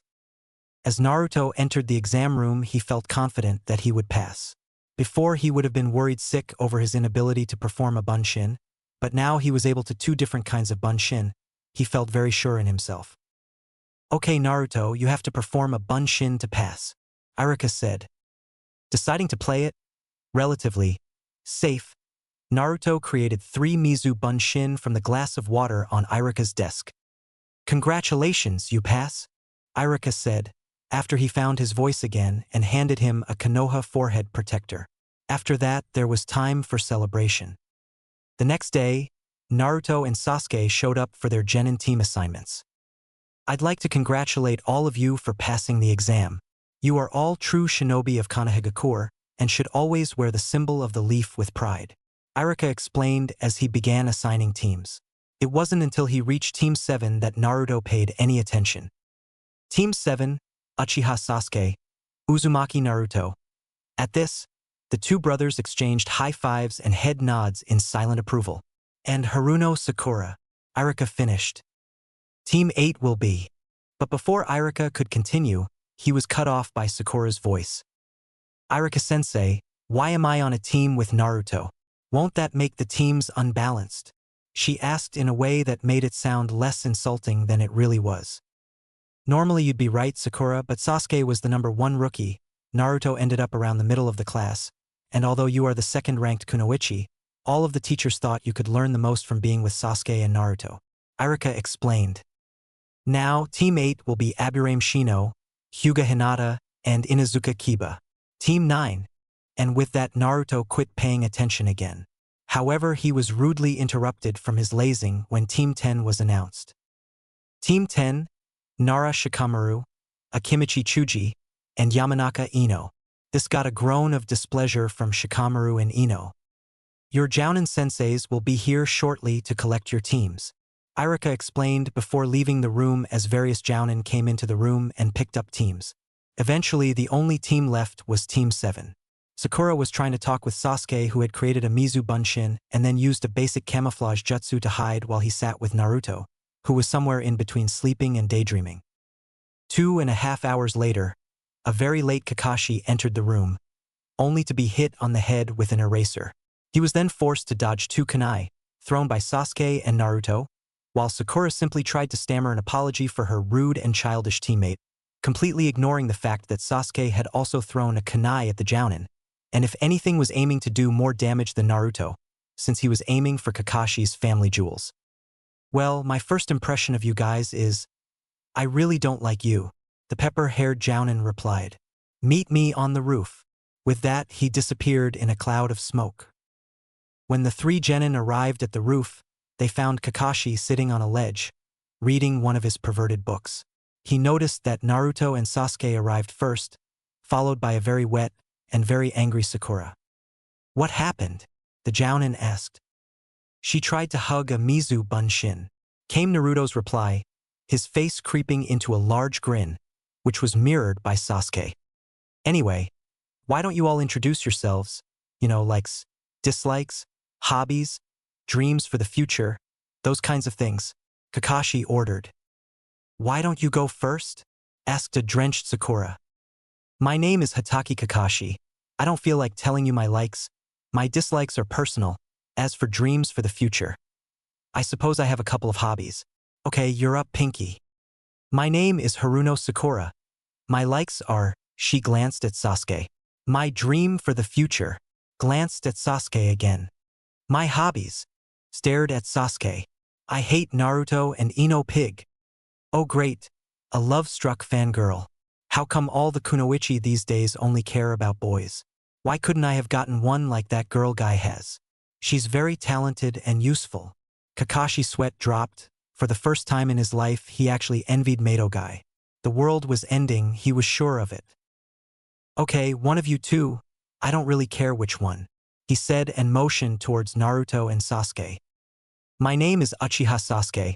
I like my family. I dislike, no I hate, my fangirls. I don't have any hobbies. My dream is to start my own family and to help Ka-san. Of course, this is what Sakura heard. I like my family and Sakura. I want to marry Sakura and love her for all of eternity. This caused her to try and hug the Uchiha again, only to find herself hugging Kakashi, who Sasuke had used as a replacement. This, it was safe to say, caused Naruto to fall to the ground laughing harder than ever, clutching his sides. Ha ha! My name is Uzumaki Naruto. Ha. I like ramen and my family. I dislike anyone who would hurt my family. My hobbies are trying out new ramen flavors and training, and I want to become Hokage and Ha help my family achieve their dreams, he stated, his words turning into fits of laughter every once in a while. Well, that's it for introductions. Meet me tomorrow at 7 o'clock at Training Ground 32 for survival training, Kakashi exclaimed as he went to leave. But then he noticed that both boys had their Sharingan active, hoping to copy the technique he used to teleport away earlier. He decided to simply take the stairs. As he walked away, he heard the angered cries from the two. Damn you! We will figure out how you do that cool technique. Sakura was very angry. It was 9 o'clock in the morning, and neither her teammates nor sensei was at the training grounds. Sure, Kakashi had shown up late yesterday, but surely he wouldn't do the same thing twice, right? Wrong. Not only was he late, he was even later than yesterday. Not to mention the fact that Naruto and Sasuke weren't there yet either. Just as she was about to storm out of the area and find her tardy teammates, the two boys in question appeared on the edge of the area, chatting and walking at a relaxed pace. Seeing the two walk in so casually made Sakura's already boiling blood bubble over. What the hell are you two doing? She screamed at the boys when they came in range of her voice. You're 2 hours late. Oh, Sasuke-kun, did that baka slow you down? I know you wouldn't be late if he didn't. She gushed at her crush. The pair was saved from answering her by the arrival of their gray-haired sensei. Yo! Kakashi greeted the team with his standard introduction. You're late, Sakura bellowed at the jounin. Well, you see, there was this dog attacking a mime, and he couldn't call for help, so I had to spend the next hour trying to decipher his gestures. He wasn't very good. Then when I took him to the hospital, he still refused to talk, even to give his name and other information, so that took a while. Kakashi explained. You're lying, Sakura accused bitterly. Anyway, your test is to get these from me, before this timer goes off, Kakashi explained, showing the 2 silver bells. If you don't, I'll send you back to the academy, he drawled lazily. But sensei, there are only 2 bells, Sakura dumbly stated. Yes, well, this exam does have a high rate of failure, their sensei explained. Well, the timer is set for noon, so you've got about 3 hours to get a bell. Begin. With that, the 3 genin hopefuls disappeared into the surrounding forest. Well, Naruto and Sasuke are well hidden. They might actually be able to pass this time, if they can get Sakura to work with them, Kakashi thought while taking note of the surroundings. All 3 genin were hidden well, although he could still see them, but then again, he wasn't a jounin for nothing. Meanwhile, Sakura was watching Kakashi impatiently. She was sure that Naruto would jump the gun and attack their sensei first, but it seemed like he had more sense than she gave him credit for. I must try and find Sasuke-kun, and then we can come up with a plan to get those bells, she thought as she searched the area for her crush. However, she couldn't find him or Naruto. She quietly moved around the shrubs and bushes trying to find the Uchiha heir, but she failed. As time began to tick away, she became more and more worried. If she didn't get a bell soon, she would never be on the same team as her beloved Sasuke-kun. As she was searching, Kakashi found himself occupied with a 2-sided attack from the boys. Naruto attacked from the left and Sasuke the right. The boys targeted his feet, which the jounin easily dodged by jumping in the air, only to meet a pair of kunai thrown from the boys on his way up. He was taken by their thoroughness. The kunai didn't leave him room to dodge them, and so he quickly blocked them. Before he could be too proud of himself, he was knocked back towards Earth by the boys, this time from above. One set must be clones of some sort, Kakashi concluded. But damn, that stung. He was met once again by two fists, courtesy of Naruto and Sasuke, his own weight increasing the force of the blow. However, his body was quickly replaced by a section of log. Shit, Kawarimi. Replacement technique, the boys thought, before scattering back into the woods to hide. Meanwhile, Kakashi was nursing an aching back and thanking his lucky stars that the boys were slower coming up than going down. If the attack had been coordinated and struck at the same time, they might have very well gotten the bells. Sakura saw the display of taijutsu from the tag team with mouth agape and eyes wide. Who knew that Naruto and Sasuke could fight so well together? This time she was able to keep her eyes trained on the boys, and she quickly made her way towards the two before she was interrupted. Yo! Kakashi's voice traveled to her ears from behind and slightly above her, and she quickly whirled around, kunai in her hand in a defensive stance. But when her eyes caught up to her body, she didn't find her teacher. In fact, she didn't find anything. What she did find was a big black emptiness that engulfed her. Suddenly, out of the darkness, a weak voice emerged, calling for her assistance. Sakura, why you need to? Kakashi He. Sasuke's broken voice was quickly followed up by his equally broken body, kunai puncturing his arms like a pin cushion, and he was showing signs of obvious blood loss. Upon seeing her crush's deformed features, Sakura proceeded to promptly faint at the genjutsu she had been ensnared in. Kakashi was watching the kunoichi and sweat dropped at her inability to recognize the obvious mental attack. Okay, maybe Megan. Narakumi no Jutsu, demonic illusion, hell viewing technique, was a little much. Kakashi thought, nah, it isn't a high-level genjutsu or anything. She should have been able to detect it. The report said she'd make a great genjutsu specialist like Kurenai. Now there's a thought, how come she wasn't put with her? Kakashi was unable to think too long. He still had two genin to humiliate or test however he felt like seeing it. Much to his dismay, however, the two siblings were very difficult to find, causing the jounin to consider using his dogs once or twice. But such tricks shouldn't be wasted on genin, and he decided to follow the sparse clues they left about for him. Twice he thought he had cornered the duo, only to find them to be shadow clones using henge or mizu bunshin. These two would be very interesting to teach, the gray-haired man mused. Eventually, he was able to find them. His excellent tracking abilities and above-average speed helped him locate the boys. They were in a clearing, taking stock of their kunai and other gear. They had shown great skill at trap setting and recognition. They had picked through the double-layered traps he had laid with ease, and it was unlikely that they would encounter more than 2 layers of traps.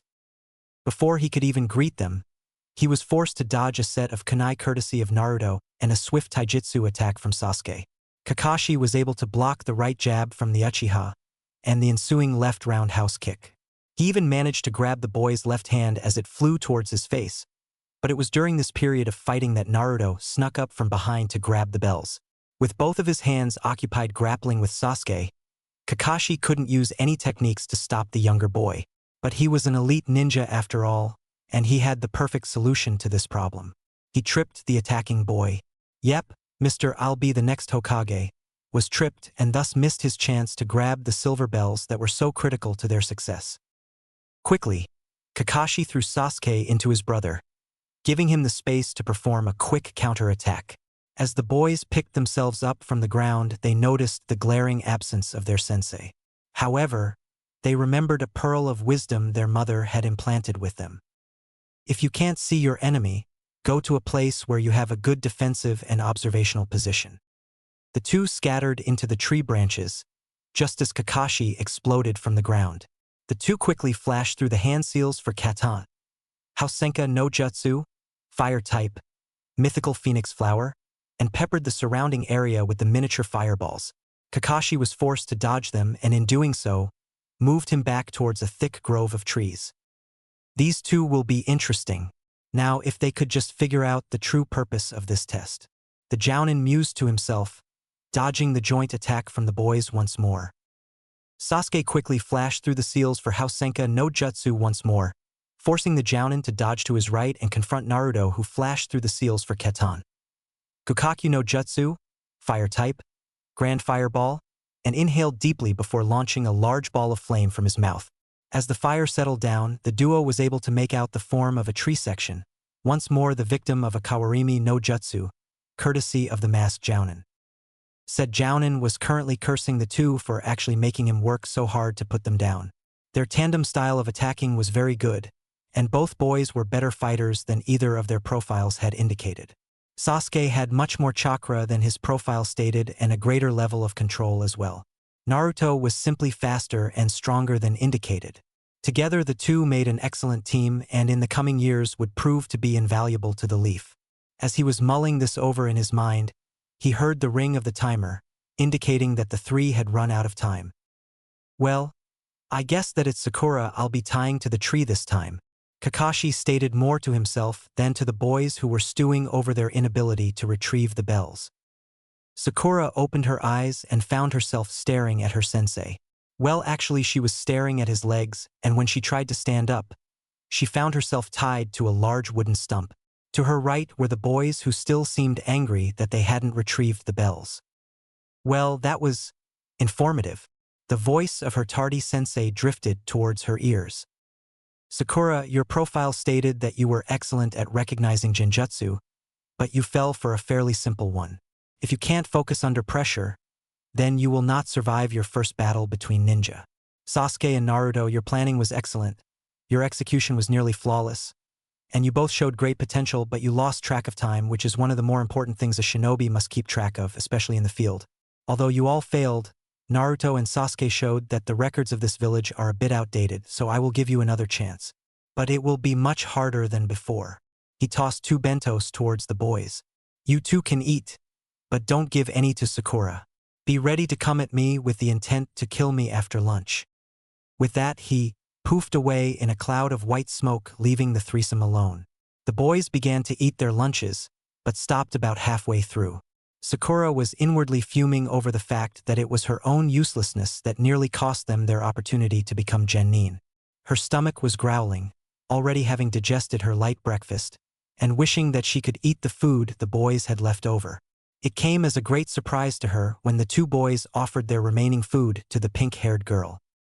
Here, eat up, Sasuke directed. But, Kakashi-sensei told you guys not to give me any food, she dumbly stated. Yeah, but he isn't here right now, and besides, we're pretty sure the idea of the test is to exhibit teamwork. I mean, why else would teams be made of 3 people? He can't send one of us back to the academy, it's either all or nothing. Naruto explained, filling her in on the conversation he and Sasuke had earlier as Sasuke cut through the ropes tying her to the stump. Sakura quickly rubbed the feeling back into her wrists and was about to take the first bite of food, when Kakashi reappeared in another cloud of smoke. You, pass. His voice changing from unbridled fury to a complimentary tone in mere seconds. He was greeted by 2 smirks and a look of surprise from his students. Naruto and Sasuke were right, you are in a 3-man team for a reason. I can't fail just 1 or 2 of you, it's all or nothing. Sasuke and Naruto showed that they could work together very well, but to be a team, the 3 of you must be willing to cooperate and work as a team.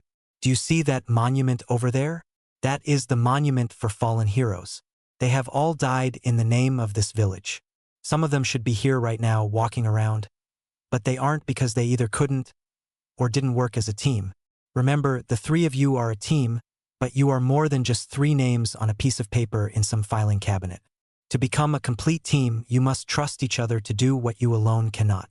From this point forth, you are Team 7, but you must become comrades and friends if you truly wish to become a team. Remember, in this world of shinobi, those who break the rules are considered trash. None of the other teams I have instructed shared their food with the other member. They were foolish enough to listen to my instructions. But those who would abandon their friends, they are worse than trash. The 3 genin sat, listening to Kakashi's explanation. They were all thinking the same thing. It seems like he knows this from personal experience. Come to think of it, he probably does.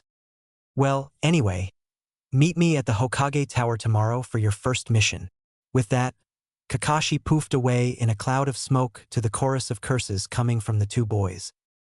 That night, there was a celebration in the Mitarashi household. Anko took the boys out to dinner for their accomplishments. She told the boys that no one had ever passed Kakashi's test before, so she was really proud of them. She bought each of her sons a new set of kunai as well as an imitation of her own trademark trench coat. Sasuke's was a dark blue that almost seemed black and had the Uchiha crest on the back. It had many hidden pockets for carrying weapons as well as other supplies. Naruto's was a dark gray, and the only markings on it was the hybrid Uchiha fan and Uzumaki swirl design he had created. It was proudly worn on the collar of his coat. It was a great surprise when the Sandaime also gave them some gifts. Sasuke received a very old manual from the Hokage that was supposedly from his ancestors. It was all about how to manipulate fire for different techniques and is thought to have led to the creation of many of the newer fire jutsu. Naruto received different books and scrolls that taught the basics of sealing. The Sandaime explained that while the Yondaime didn't have a bloodline limit in the traditional sense, he did create many different seals that could only be used by people of his blood. Sarutobi had learned, in his many dealings with Naruto, that if any information was written down, the boy would pick it up very quickly. It was when information was simply shown to him, or during oral examinations, that the boy struggled. In truth, Sarutobi knew the two types of clone he had mentioned to the boy, but he couldn't teach them to Naruto. He knew that sooner or later the boys would probably copy the Mizu Bunshin from Kakashi or an opponent. As for the Tsuchi Bunshin, Sarutobi himself had learned the technique as a gift when he first became Hokage, with the understanding that he never write it down or teach it to anyone. He wasn't going to break the trust of the elderly Tsuchikage over a matter as trivial as a technique. As he watched the family finish dinner and joke around, he couldn't help but be proud. The will of fire was clearly evident in this young generation, and it shone on a bright future for Konoha. Anko was exceptionally proud of her sons. However, she also was a bit weary for them. Naruto had never been outside of the village, both for his own safety. There was talk of an organization which was interested in the demon vessels, and because of what he might possibly represent to the village. A weapon of great power. She shuddered every time she thought of her son that way. She had heard rumors of another vessel, from the Wind Country, who had a taste for blood and was about her son's age. She only hoped that they didn't come to the next Chunin exam, or there might be a fight of catastrophic size. Sasuke hadn't been outside the village since the massacre. Since he represented the last of a bloodline, his survival was key to the village. Letting him go away would be a golden opportunity for assassins from other villages. When they left the village on a mission, she didn't know how they would react. Naruto would probably like it. A chance to see something new, learn new techniques, or just meet new people. Sasuke, she didn't know how he would take it. In the almost 3 years since he had been living with her, he had changed remarkably. He was lively and energetic, he was obsessive with his training, but Naruto was able to reach him, and she was glad. If he had turned into an Avenger, she didn't know what she would have done. Probably beat him into a pulp. She mused to herself. It was then that she decided to be a part of her son's first mission outside of the village. That way, they would have a familiar face if something were to go wrong. What am I thinking? She mentally berated herself. They have to do a bunch of crappy D-rank missions first. I wonder who will take it the worst.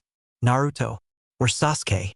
She couldn't help but smile and snicker at the mental images of her sons' faces when they found out that their first 20 or so missions would probably involve weeding some lazy civilian's garden. 2 weeks have passed since Team 7 passed their test, and the members were well entrenched into the shinobi life by now. They were used to getting up early, only to remember that Kakashi was always 2 hours late. They were used to training, which consisted mainly of physical exercises and light sparring. But they weren't used to the crappy D-rank missions they were receiving. While Sasuke kept up an emotionless facade, he was inwardly steaming, swearing on the graves of his deceased parents that if he had to weed one more garden, he was going to find a way to resurrect the dead members of the clan and then kill them himself. Naruto was angry as well. He was pissed that he was doing grunt work when he could be off chasing bandits or doing something productive like training or eating ramen, anything to stop the monotony. Sakura was getting bored doing the same tedious jobs over and over, but she was also glad that these short missions gave the team ample time to train, something she realized she needed to do much more of. She was currently waiting for her 3 other teammates at their regular meeting place, a small bridge that spanned a small river and was roughly halfway between the 3 genins' houses. She was adamant about punctuality and continued to show up before her teammates, although now it was only about 10 minutes before the others now. She was currently researching different ways to increase her power. Given that she had excellent chakra control, albeit a small amount, she found two different fields that were perfect for her, medicine and jinjutsu. She was trying to figure out which area to concentrate on, but was having a hard time deciding. The 2 weeks had shown a marked increase in the trio's teamwork. She learned a lot about her teammates and was rethinking her previous notions about them, especially Naruto. Before, she would have written the multicolored-haired boy off as a general idiot and fool that had only just squeaked by the academy. But now, he had proven himself to be intelligent, physically strong, and cheerful, despite these strange looks he often received. Sakura had heard rumors about her teammate, but she didn't know what to think of them. From what she had pieced together, she would never just go up and ask him. He had been separated from his mother after the Kyuubi attack and not rejoined with her until he was 7. His mother was a jounin and was the former apprentice of the traitor Sannin, Orochimaru. Due to her connections with the powerful ninja, she was often disrespected and sometimes hated. For whatever reason, Sasuke had moved in with the two and had been living with them since his family died. But just because the people don't like his mom, do they really hate him? She thought. When she told her sensei that the things she disliked were Ino and Naruto, she was basing those on what she had seen. Many of the civilians of the village often shot glares at the boy and muttered curses behind his back. When she asked her parents why, the answer she was looking for was skirted, and if her parents were in a good mood, they would simply tell her she wouldn't understand and that she should probably keep her distance from him. Yet all of the new data she had told her that Naruto was trustworthy and protective of his teammates and would never hurt anyone that didn't deserve it. He was a mystery, and she would figure him out sooner or later. As Sakura was contemplating Naruto's life, the rest of her team was making their way towards the bridge for their next mission. She absent-mindedly greeted the boys as they arrived only minutes before Kakashi showed up, and they made their way towards the Hokage Tower for their assignment. Damn them to hell. Sakura was fuming as she waited for her tardy sensei. Somehow, the boys had managed to talk the Hokage into giving them a C-rank mission instead of the boring and safety rank ones they normally got. She was beside herself. She didn't want to look weak in front of Sasuke, but she doubted her ability to perform up to par on the harder mission. Hence the cursing of her teammates, them, and that annoyingly late sensei. I mean, would it kill him to be on time once? Apparently it would, because he was running an astounding 2.5 hours late. If he didn't have the client with them, then the three would have left a long time ago, with or without Kakashi. The threat potential on sea-level missions was mostly bandits, and those were rare. Yo, sorry we're late.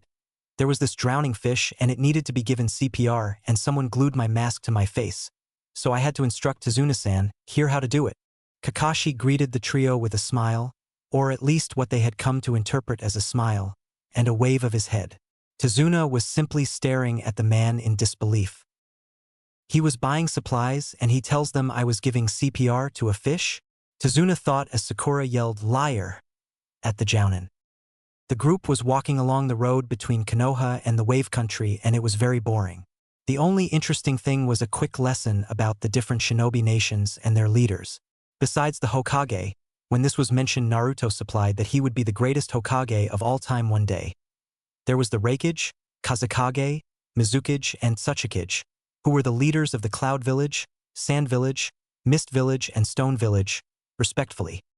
When he was done talking, the team and their charge drifted back into a lull of inactivity.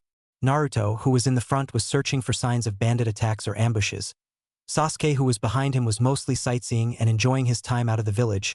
Tazuna was worried that he was sending these 3 kids to their death if they were to encounter the true reason he needed escorting, and Sakura returned to pondering over her teammates.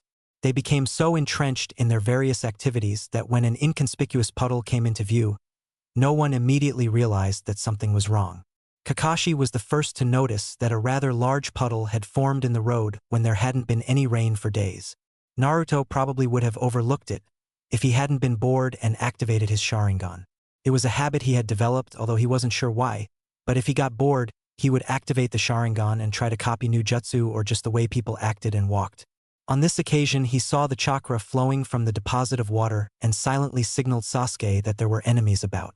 Sasuke, in turn, turned towards Kakashi, catching the attention of Sakura, but the jounin didn't seem to be paying attention, but Sasuke noticed his eyes were harder than normal. He must have noticed them. He reasoned and turned his attention to the front, where Naruto was deciding what to do. This is a C rank. There shouldn't be any chance of shinobi encounters. Naruto reasoned to himself. But if I attack them and they aren't after Tazuna-san, then I could start something I can't get out of. He gulped at the thought of possibly attacking another jounin. He settled for a simple strategy. He passed through the puddle and watching the reaction of the liquid, trotting in it purposely. Sasuke followed suit, but Sakura and Tazuna walked around it, while Kakashi just ignored it. As he passed, the puddle quickly changed shape into two men, whose faces were covered with horned masks bearing the symbol of the hidden mist village. They had metal gauntlets on their arms, connected by a serrated metal chain, which was covered with a deadly poison. The masked duo quickly ran forward and wrapped their chain around Kakashi, and before anyone could do much more than look surprised, they pulled the sharp chain through the jounin, separating his body into many different sections. One down. Their voices were given a deeper timbre by the masks they wore, and they were good tag team fighters. They quickly moved towards Tazuna and Sakura. Sakura was frozen, seeing her sensei ripped apart by the two masked ninja in front of her. And it wasn't until the forms of Naruto and Sasuke leapt in front of her and their client that she realized how close the two attackers were. Naruto completed the seals for Katan, Hausenka no Jutsu, forcing the pair to either jump up due to the area covered by the small fireballs, or disengage the chain and dodge separately. The pair jumped up into the air, just as Naruto intended for them, only to be greeted by a much larger fireball, courtesy of Sasuke. The ball of intense flame connected with the pair, although they were able to lessen much of the damage by disconnecting the chain and twisting to the side. It was during the masked men's dodge that Naruto leapt into the air and threw a pair of kunai attached with wire at the pair, successfully capturing one ninja, the kunai acting as weights like a bola and then embedding themselves into a tree, with just the slightest help from the boy's bloodline. Meanwhile, Sasuke was engaged with the other ninja in a taijutsu match. He was easily dodging the slowed blows, thanks to a combination of Sharingan and the fact that the armor of his foe was slowing him down. The masked ninja launched a clawed palm at the Uchiha's face, only for the boy to duck under the blow and land a straight jab into the attacking shinobi's stomach, doubling him over. Before the mist ninja could even blink, Sasuke's knee connected with his face, sending his head reeling backwards, once more exposing his stomach. His clawed hands flew to his face to staunch the blood flowing from his nose. Only then did the mist ninja remember the poison on his oversized clawed gloves. Upon impact with his face, the poison on his claws mixed with the blood that was trickling into his mouth through the crack in his mask caused by the boy he was fighting. At first he staggered backwards, probably from the force of Sasuke's knee, but he quickly dropped to his knees before falling on his stomach, dead. Seeing his brother's death, the second ninja tried to cut himself with his own gauntlet, only for it to be forcibly held to his side by an unseen force. Now, we need someone to question. Naruto grinned at the captured foe. Excellent work, you two. Kakashi's lazy voice greeted the ninjas and their charge. Sensei, but how you chain died? Sakura's gaping mouth was able to form that disconnected sentence after the initial shock of her sensei's return wore off. She glanced at the pieces of his body. A twig was sticking out of his midsection. Wait, a twig? He had used Kawarimi before the deadly duo had cut him with the chain and substituted himself with a section of tree. Kakashi turned to face the captured man and asked who their target was. The masked ninja didn't reply. He reached up and lifted his forehead protector, but from the position of the genin, they couldn't see what he was doing. After a moment, the incapacitated ninja's eyes widened in horror and he began to scream and yell, "The bridge maker!" over and over until he passed out. Lowering his headband, Kakashi turned and leveled his gaze at Tazuna. "It would seem," he started, "that Tazuna-san needs to explain a few things before we continue." Damn it, damn it, damn it. Sakura was more than angry with her luck today. First of all, she was sent on a mission she probably wasn't ready for, and now she was on a mission she definitely wasn't ready for. Damn that drunken man. As she cussed out Tazuna, she wondered who she was more pissed off at. Tazuna, the man who had lied about the mission specs, or Gato, the man who was harassing the people of the Wave Village. The other thought floating around in her mind was her sensei. What was hidden under his protector that it would cause an assassin to cry out in horror? Maybe he lost his eye and he showed him the empty socket, she thought, shuddering at the thought. After Tazuna explained that he was trying to bring relief to the oppressed village by means of the new bridge he was building, much of the mystery surrounding the attack of the Nuke was resolved. The Wave Country/village was a once thriving place, until Gato, a ruthless businessman, had set his sights on it. He had entered and wrecked the economy of the town through blockades and violence. If the bridge was completed, it would be a gateway for new supplies and goods to enter the town. After some discussion, and more than a little crying from Tazuna, the team decided it would continue the mission. If the bridge was completed, then not only would the economy of the village return, but trade between the Konoha and the hopefully reinvigorated sea town would blossom. They would request assistance when they reached the relative safety of the town.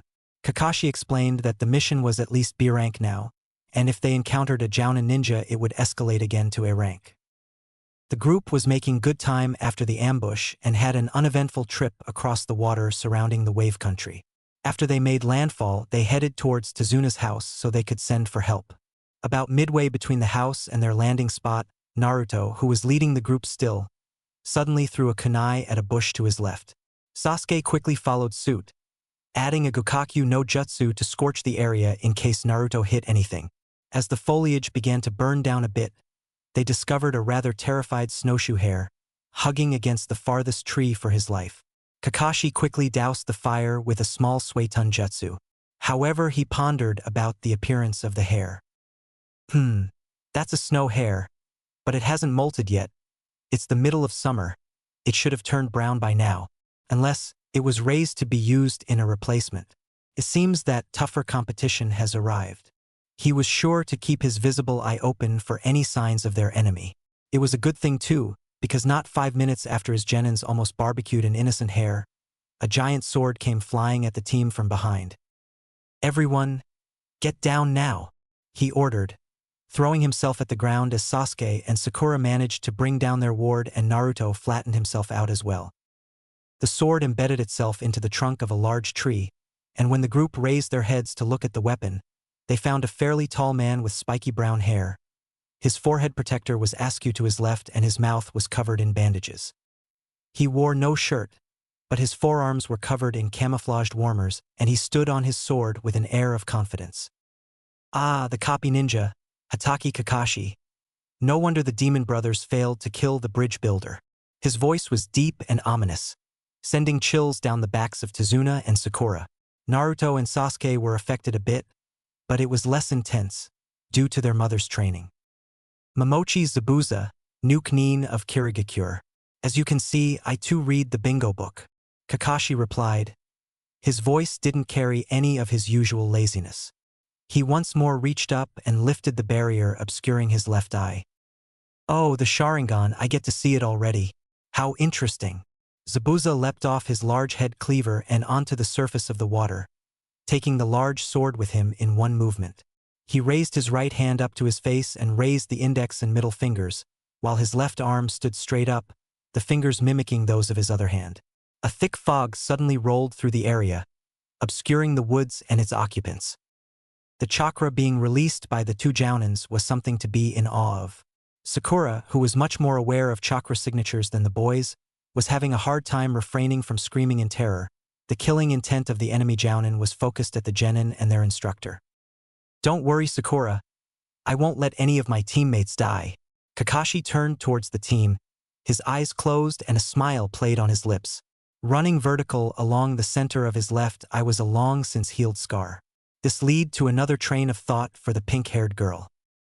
I thought the Sharingan was the bloodline of the Uchiha clan, but then how does Kakashi-sensei have it? Is he related to Sasuke-kun maybe? Suddenly, Zabuza appeared in the center of the defensive perimeter the team had set up around Tazuna. Sword stretched across his back, ready to slay the three genin. But almost as soon as he appeared, Kakashi was there, planting a kunai into the side of the enemy, only for the body to turn to water and fall to the ground in a pool of liquid. Mizu Bun Shin, he thought as he quickly searched for the missing Nin. However, Zabuza got the upper hand and appeared behind the leaf Jounin. His sword swung at Kakashi's waist and ripped him apart, only for the gray-haired man to turn into water as well. Zabuza's eyes opened in astonishment. He copied my technique in this fog? The Sharingan truly is a weapon to be feared. As he finished thinking, Zabuza felt the unmistakable edge of a kunai pressed against his neck. It's over, Kakashi said coldly. Are you sure about that? Suddenly, Zabuza dissolved into water once more, the product of a Mizu Bunshin. This time it was Kakashi's eyes that widened. He suddenly found himself flying towards the river a few meters away from the group. He didn't notice the impact of Zabuza's leg, but it was strong enough to send him into the water. Zabuza rushed towards the river, before stopping suddenly. Makibishi, good try, but not good enough, Kakashi. He quickly back-flipped onto the river's surface once more. Kakashi's head broke the surface of the lake, trying to find his adversary, only to realize that it was far too late. Zabuza stood at his side, forming hand seals very quickly. Suru no Jutsu, water type, water prison technique. He spoke the jutsu with practiced ease, and the surrounding water quickly engulfed Kakashi into a swirling sphere of water. Zabuza's right arm was sticking into the sphere, holding it together and increasing the density of the water to trap the illustrious copy ninja. Run! He can't follow you while he keeps this jutsu up, Kakashi pleaded with his team. Naruto let out a short laugh. Nope, not gonna happen, sensei. Those that would abandon their comrades are worse than trash, right? He gave his brother a quick look and the two rushed the Miss Jounin, only to stop at the water's edge when Zabuza created a Mizu Bunshin without using hand seals. The two boys attacked the clone, but were thrown back by the flat of the giant sword their attacker wielded. Searching the surrounding area for anything that could be used to fight off the clone, something on the ground caught Sasuke's eye. Hey, Naruto! He gestured towards the ground off to the side of the clone that was steadily making its way towards the boys. Naruto looked towards his teammate was indicating and got the meaning of the unspoken sentence. Well, shit. I didn't want to do it, but you got a point. The blondish boy spoke, before raising his arm and pointing it to the left of the clone. His eyes closed in concentration.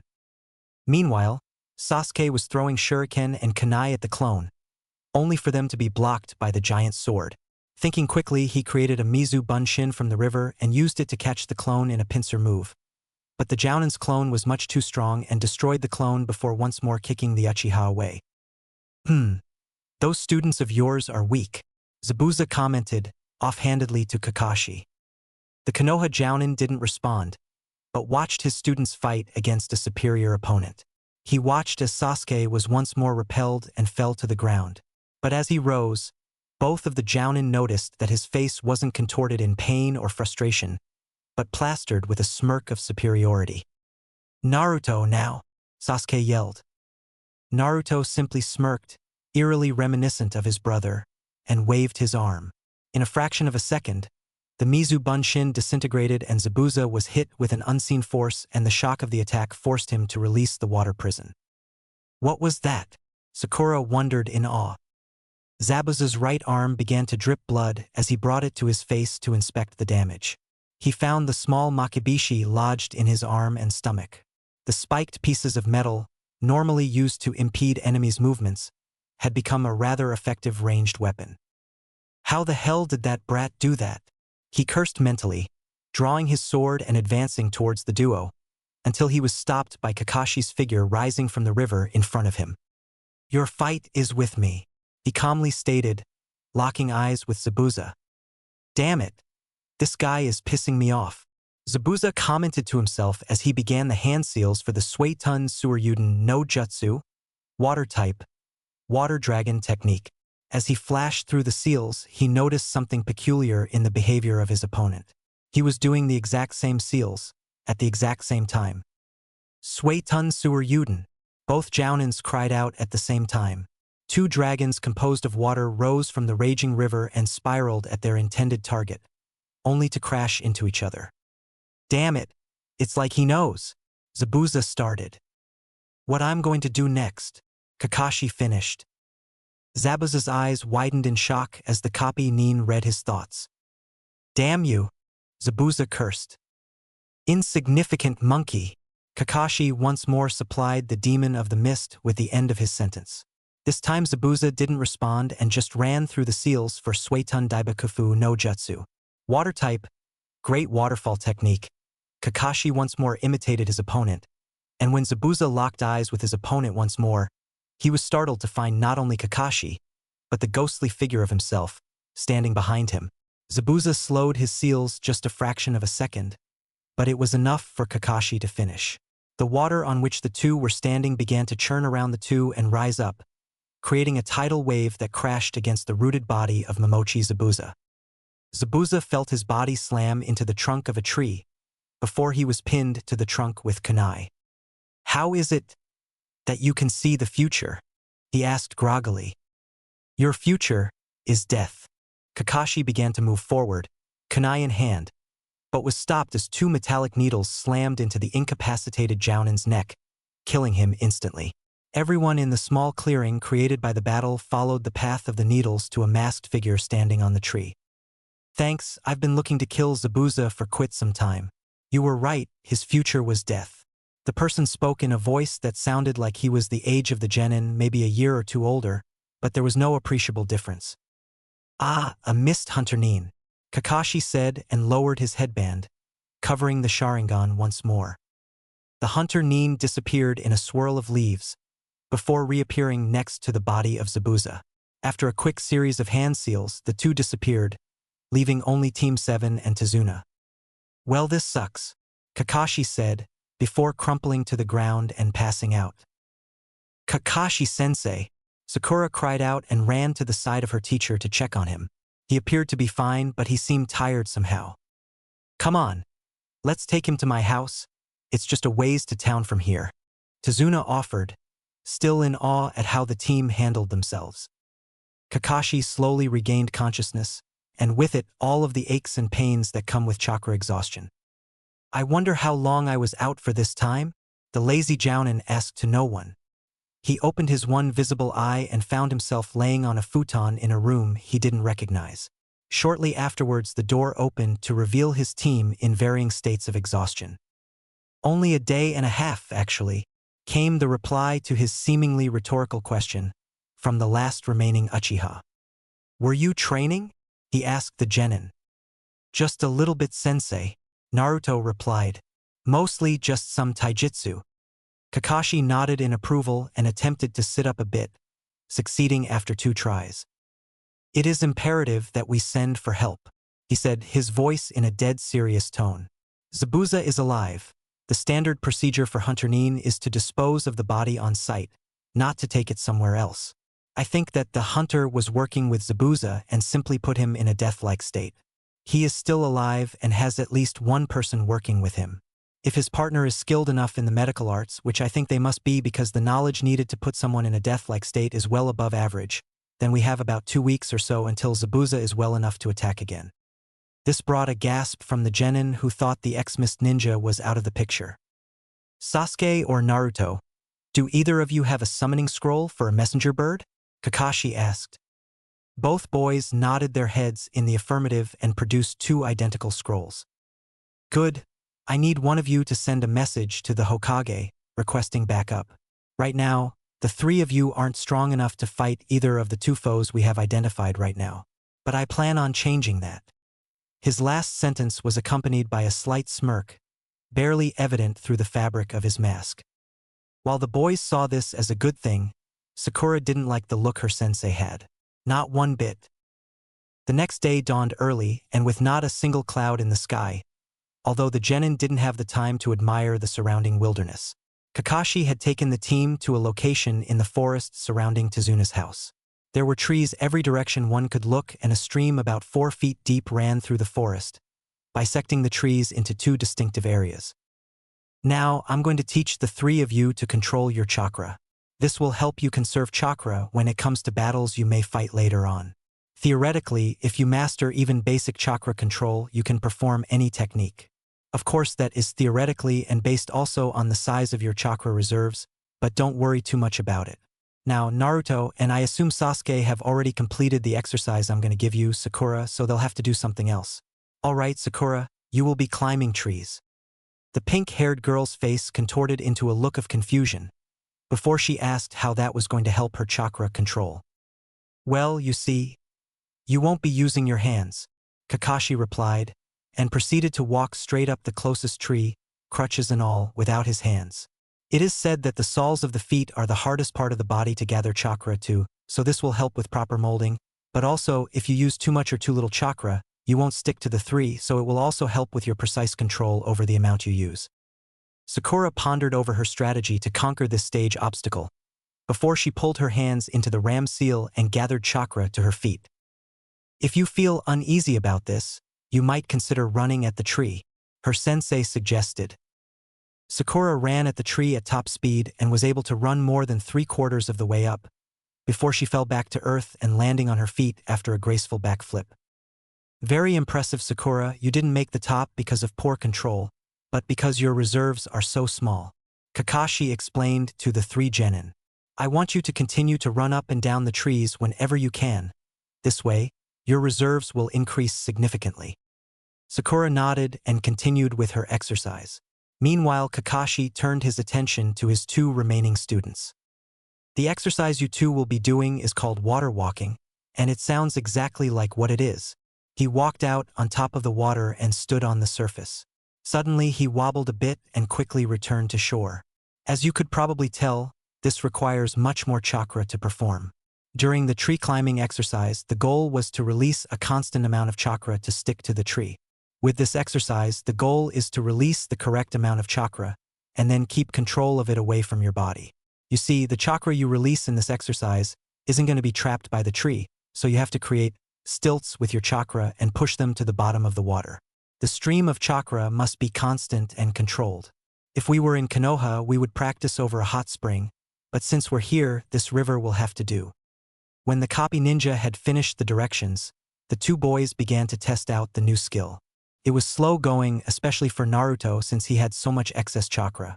Sasuke was able to steady himself on the surface by noon, but Naruto was struggling. His feet were battling the water, surfacing and then submerging once more. They took a break at noon and reunited with Sakura, who was very tired by now and could use the rest. After lunch, they returned to their assigned tasks and continued to struggle. Sakura had made it to the top of a 30-foot tall tree a few times, but when she tried other trees, she seemed to top out at around 35 feet or so. She assumed it had to do with her small chakra reserves. The boys were a different story altogether. After his initial success with water walking, Sasuke was having a small amount of difficulty.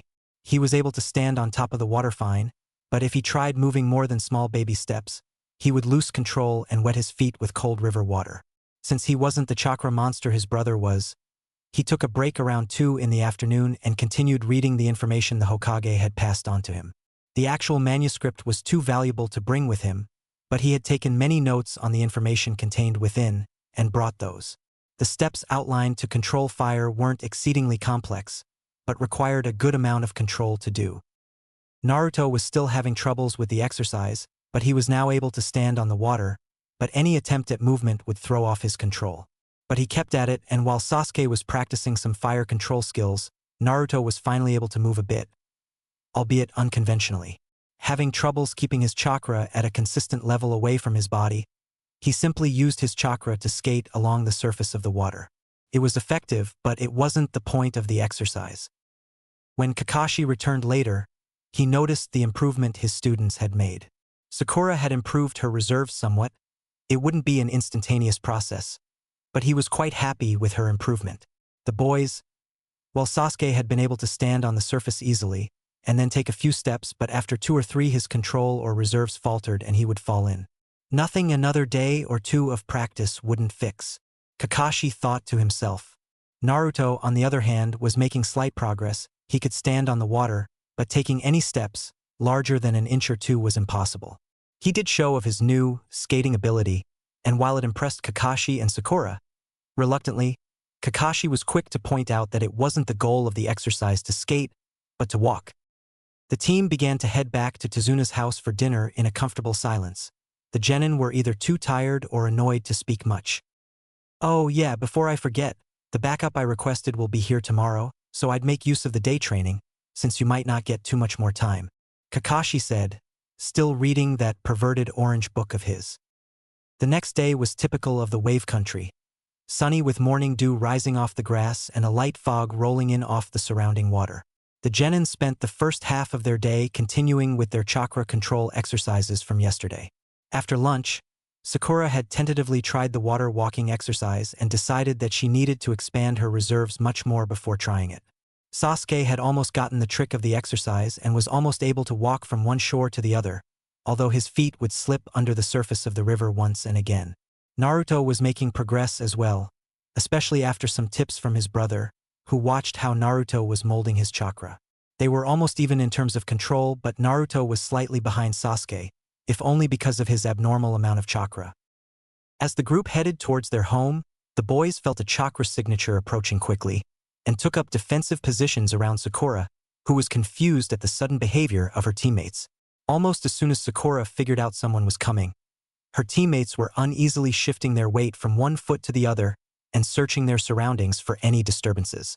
Suddenly realization dawned on the boys and they quickly turned tail and ran towards the house. "Wait, what's going on?" Sakura yelled at her teammates' backs. Nothing. Just, don't tell her anything." Naruto yelled and added a burst of speed to distance himself from his teammate. This left one pink-haired kunoichi very confused as she suddenly felt a figure drop from the trees behind her.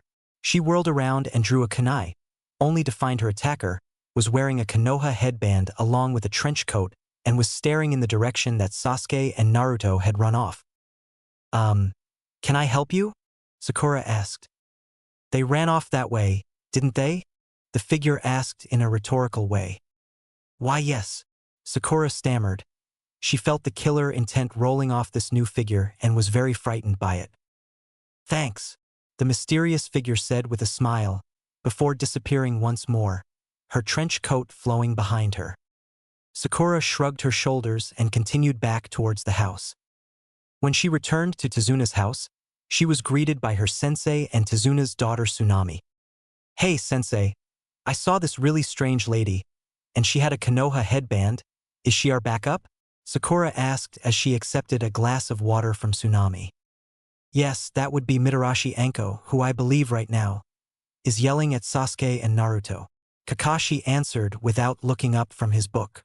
He was correct because if Sakura listened very carefully, she could make out sounds coming from upstairs that sounded like either yelling or murder. It really could have been either one. Suddenly, Naruto and Sasuke ran through the kitchen and out the door, followed by a set of kunai, which embedded themselves in the table. "Get back here. I'm not done with you two yet," Anko yelled from the top of a flight of stairs that lead to the bedrooms. Kasan, I don't mean to be rude or anything, but no," Naruto yelled back over his shoulder, still running for his life, Sasuke ahead of him. He hadn't stuck around to talk with Anko. So that's Naruto and Sasuke's mom. Sakura thought as she watched the woman at the top of the stairs glare at the retreating backs of her sons. She's scary and deadly, and she's a jounin, so she's strong. I bet Sasuke would love someone who was as strong as his mom. Damn, I need to train more. A week had passed since Anko had arrived, and things eventually settled down. After Anko had trained the boys into the ground, both figuratively and physically, for attacking a jounin and disregarding orders, she became calmer and helped guard Tezuna or train the genin. Sakura watched as the boys grew stronger under the tutelage of two jounins. She was quite disappointed in the fact that she didn't have enough chakra to perform almost all of the jutsu that the boys were learning. She was diligently climbing trees like it was going out of fashion, but her chakra reserves were growing at what seemed like a snail's pace. She was currently lying at the base of a tree resting after another continuous hour of running up and down a 47-foot tree. In almost a week and a half, she hadn't managed to find out how Naruto was able to propel Makibishi at a jounin, or how Sasuke came to live with Anko and Naruto. It wasn't for lack of trying either, they just wouldn't talk. The best she got out of them was, "It's called a secret for a reason." In one short week, Sakura had learned to hate that word like nothing else. Not even Inopig could compare to her hatred of the word secret. "If I hear that once more, I think I'll go insane," she mused to herself and started to get back on her feet. "Hey, Pinky, Sakura turned around to see Anko meandering over towards her, leaving Naruto and Sasuke lying on the ground, dazed. "You've been doing that forever? Aren't you bored yet?" the Jounin asked. "Well, yeah, I keep running up and down, but I just can't seem to increase my reserves enough." "Well, that's generally the problem that plagues most kunoichi. We have pretty damn good control, but not large enough reserves," Anko said. This wasn't anything new to Sakura. She had known this before. She looked at Anko and noticed the glint in her eyes that seemed to promise pain. "But there are other ways of forcing your reserves to increase. Keep in mind that most of them are illegal and you would be killed, either by the attempt or by Konoha if you did. But there is one perfectly good way that might work for you, but will need Kakashi's help." A few more days passed, with the boys engrossing themselves in the literature that they received from the Hokage, and Sakura working with Anko and Kakashi on. Well, no one knew quite what they were doing. The day wore on and the two Jounin began to return home with a badly winded Sakura. But the boys continued to practice. They returned for dinner, which was a subdued affair, both due to the economic state of the country and the loss of another 5 workers from the bridge, pushing its completion back even further. Then there was the enigma known as Inari. Tsunami's son was silent and would often throw dirty looks at the ninja. That night, things came to a head. Inari was watching the genin eating dinner when he suddenly threw his fist at the table. "Why? Why do you even try? You'll never be strong enough to beat Gato. No one is. You'll just end up dead. Don't flatter yourself, kid. I don't plan on dying anytime soon," Naruto replied, barely acknowledging the boy. "Idiot. Gato's too strong. He just kill you like you were a fly." Inari almost screamed as tears from long-since repressed memories welled to the surface. "Yeah, whatever, do you have any more rice? It's really good," Naruto asked Tsunami. "You don't get it, do you?" Now Inari was screaming, his tears flowing freely down his face. "Gato's taken everything from me. You have no idea what it's like." A very tense silence followed as everyone watched Naruto for a reaction. "So you're telling me you've been playing the protagonist in your own tragedy? That's a stupid way to live, even worse than revenge. Kid, I don't know what happened, but I doubt that it was worse than what I lived through for almost 8 years. I doubt that very much. In this entire world, there are probably only 8 people that have the same kind of pain that I had for so long. If you think that your life is so tough, then do something about it. Don't just sit there and cry." Naruto quickly stomped off into the surrounding forests for some well-deserved alone time. Inari was shocked speechless, while Anko and Sasuke were staring daggers at the boy, radiating killer intent at the boy, who luckily was unawares. It wasn't until Sakura broke the silence that this trend stopped. Shouldn't we try and find Naruto? Zabuza should be healed by tomorrow, and we'll need all of our strength to fight him." "No, he needs some time to himself. I think this little argument drug up some rather unpleasant memories for him," Anko replied. Later that night, Kakashi found Inari sitting on a small pier that was by the house. Surprisingly, he also found Sakura there. He figured she would be too tired to be up, what with the training she had been doing. He sat next to Inari, while Sakura was lying on her back looking at the sky. "You know, Naruto doesn't want to be mean or anything, but he just doesn't respond well to wallowing and brooding," the lazy Jounin said. "But he does know what he was talking about. I heard about your father, and I am truly sad to hear that such a great man was killed by a thug like Gato, but you still have a mother. Naruto grew up on his own for almost 8 years with no parents. He was hated for something he had no control over, even after he found Anko." This was a news flash to the pink-haired genin. She didn't realize that people hated him just for who his mother was. This called for more contemplation. A lot more contemplation. Naruto stormed into the forest, in the exact same manner he stormed out of Tezuna's house. He was feeling emotional, not quite crying, but not too far from it. It was something he hadn't done since he moved in with his mom, and he didn't plan on starting now. So he did the best thing he knew to take his mind of certain disrespectful child. He trained and trained and trained some more. He didn't stop until it was easily midnight, and he still had energy to burn. "Yes, but tomorrow is the day Zabuza is supposed to finally be healed, so I need to conserve my energy," he thought. "Might as well go to sleep." With that, he lay down in the soft grass and fell into a quiet sleep. Morning dawned early, and Haku was making good use of it. The fake hunter Nin was gathering herbs that would be needed after the fight with the copy ninja Hitaki Kakashi and his team of genin. Of course, the two boys were the only ones worth preparing for. From what was gleaned during the previous encounter, it was obvious that the two were above-average tandem fighters. And then there was the strange blonde and black-haired boy. He was able to project Makibishi into Zabuza-sama. I wish I could figure that trick out. Haku entered a clearing and noticed the aforementioned boy lying in the grass. Walking towards the prone boy silently, Haku stopped and stared at the sleeping boy's face.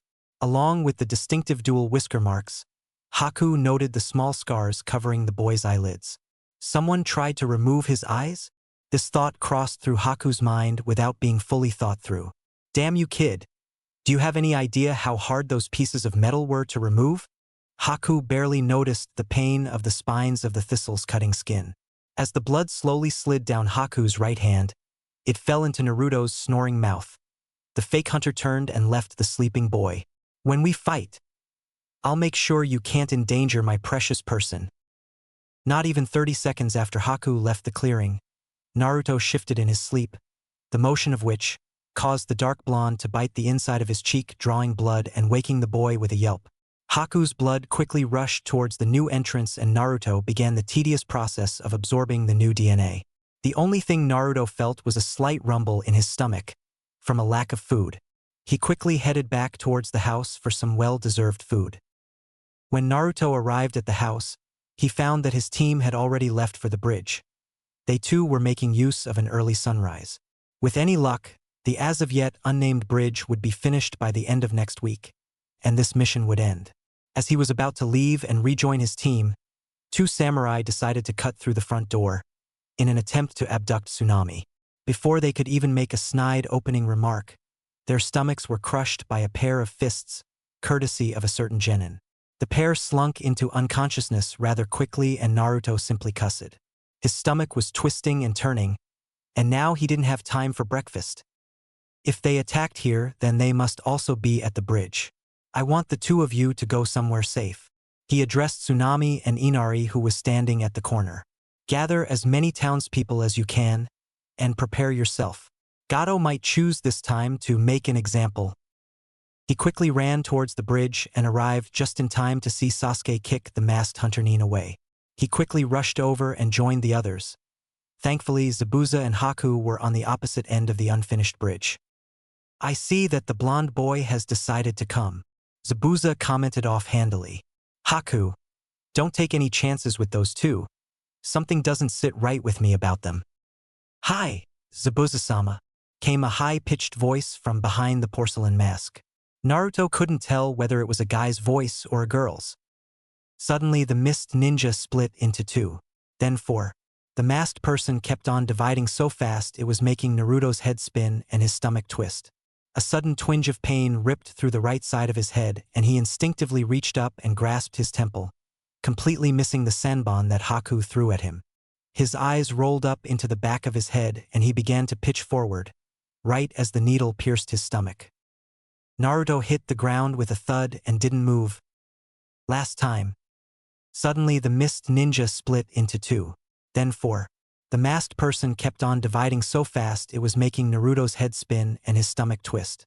A sudden twinge of pain ripped through the right side of his head and he instinctively reached up and grasped his temple, completely missing the senbon that Haku threw at him. His eyes rolled up into the back of his head and he began to pitch forward, right as the needle pierced his stomach. Naruto hit the ground with a thud and didn't move. In less than a second, Anko was at her son's side, checking him over and calling his name. Sasuke was able to refrain from attacking only because he was frozen with dread. He was unable to help his family again. Sasuke, he'll be fine, he's still breathing and his heart rate is a bit high, but it's still strong. I'm more worried about the acid in his stomach, damaging his muscles and other organs right now, Anko said through clenched teeth. But since I'm worthless when it comes to being a medic Nin, I think I'll take out my frustrations on a certain mask-wearing kid. With that declaration of pain, Anko and Sasuke engaged the mist ninja. Kakashi placed himself between Zabuza and Tazuna along with Sakura. Suddenly, a thick mist began to roll through the area. As if it were some unseen signal, both Zabuza and Kakashi disappeared into the fog. Sakura, you need to protect Tazuna and Naruto. I'd suggest you use your new skills now, but keep some chakra left, in case it is needed. Kakashi's disembodied voice rang out through the fog, before the sounds of battle replaced it. Sakura only nodded and gave a silent good luck to all of the Konoha shinobi, before she moved over to Naruto's body and dragged him back towards Tazuna. Once she was done with that, she bit her thumb and drew blood. Quickly performing seals, she quietly muttered, "Kuchiyos no Jutsu." Summoning technique, with an audible poof, two dogs appeared and stood guard over Tazuna and Naruto. One was an adult golden retriever. He was about 3 feet long and 2 feet tall. He weighed almost 60 pounds and had a small Konoha leaf embroidered onto a handkerchief around his neck. The second dog was an adult bearded collie. She wasn't as tall as the golden retriever, but weighed almost as much. She was only 2 feet long and a foot high, but was much more energetic. In the week that she had been practicing the technique, her chakra reserves had grown rapidly. Since the summoning took a lot of chakra to do, it drained her quickly, and she was then forced to practice controlling what little chakra she still had. The two dogs in question didn't take much chakra to summon. It was about the equivalent of making 4 bunshins, 5 times each. So for Sakura, that was a lot of chakra. Kamayaku, Streak, Anchu, Grace. I need you to guard Tazuna-san, while I check on Naruto, Sakura ordered. The two dogs quickly padded over to the old man and tensed as they monitored the battle around them. Well, Kamayaka did. The golden retriever was more battle-hardened than his compatriot. Anchu simply stood there and wagged her tail in anticipation. Sakura quickly worked to diagnose her fallen teammate. His breathing was indeed very labored. His heartbeat was becoming weaker and weaker, and he was beginning to sweat, despite the coolness of the fog, indicating a fever. His body was trying to burn out some invader. While Naruto was unconscious, the Kyuubi was working overtime. Something in the DNA of that hunter Nin was not agreeing with Naruto's DNA. The demon knew that he could stop the process of absorption anytime he wanted. The seal did allow him to heal his vessel, but he chose to wait. Just a little more time, kid. Just wait a little more. In just a few minutes, his vessel's bloodline would finish copying over the important code for the new bloodline, Mastery of Water and Ice, and he could stop the process. If only the brat could hold on for another minute or two. Sakura was becoming worried. Naruto's symptoms had become more severe as new ones continued to appear. His breathing was becoming very shallow and slow. She felt the once steady beat of his heart slow down under her hands, and it didn't show any signs of strengthening. The weird part of this was that his chakra was becoming more and more focused, like it had some purpose. A sudden burst of chakra from the area of Sasuke drew her attention. But just as soon as she looked up, she felt Naruto's heart beat once, and then stop. The fight between the faux hunter Nin and an enraged mother and adopted son was interesting. This hunter Nin, Haku, was pretty good, at least mid to high Chunin level. Of course, Anko was a Tokubetsu Jounin, so it wasn't too difficult to find the winner of the match. Or so you would have thought. After a few minutes of Haku getting beaten into the ground, the Mist Ninja performed a series of one-handed seals, catching the two Konoha shinobi off guard. Hijitsu, Sensatsu Sueisho, secret technique, flying water needles. Water that was strewn about the field of battle suddenly rose into the air and formed into large icicles that resembled senbon needles. The deadly popsicles suddenly flew towards the duo, and they were forced to jump into the air at the last minute by adding chakra to their legs to gain more height. As the pair landed, they noticed the small flare of chakra that gave away the annoyance in the Mist Ninja. Hijitsu, Makyu Hayushu, secret technique, demonic ice mirrors. Once more, water rose up from the bridge and solidified, this time into thick sheets of ice that created a cage of glistening mirrors. Haku slowly walked into the mirrors, and suddenly the missing ninja appeared in every one of the mirrors, moving faster than normal eyes could follow. Sunbon flew from every direction and hit precise points on Anko's arms, immobilizing them. Sasuke quickly activated his Sharingan and rushed to his mother's side. He quickly removed 3 of the 5 needles that were holding her arms hostage, but was forced to move out of the way by another volley of the thin metal needles. Damn, this is going to get difficult, he thought before launching into another attack. Sakura was panicking. Her teammate was technically dead at her knees and she didn't know what to do. The first aid covered in the academy was very basic and didn't involve reviving a dead person. She just froze as time slipped by. The sounds of battle didn't distract her, and she continued to stare at Naruto. His face was pale and his lips were becoming blue. As she knelt next to his body, tears began to form in her eyes and she cried. She cried at her own inadequacies. She cried at her teammates' unfinished goals. And she cried that a brother and mother would have to deal with this reality. She closed her eyes and wept. While Anko and Sasuke were engaged in their own battle and Sakura was dealing with her dead comrade, Kakashi was fighting Zabuza. The mist ninja was proving to be a worthy challenge, and with the addition of the unnatural mist floating through the area, his Sharingan was next to worthless. The first 2 strikes went to the nuke Nin from Kiri, but they weren't as bad as they looked. A slight cut to the side was more or a hindrance in terms of mobility than a hindrance to his life, and a bruise was forming on his other side from a vicious kick, but all in all things couldn't be going better. His plan was going well. Anko and Sasuke were mopping the floor with Zabuza's accomplice, and Sakura was guarding Tazuna and Naruto.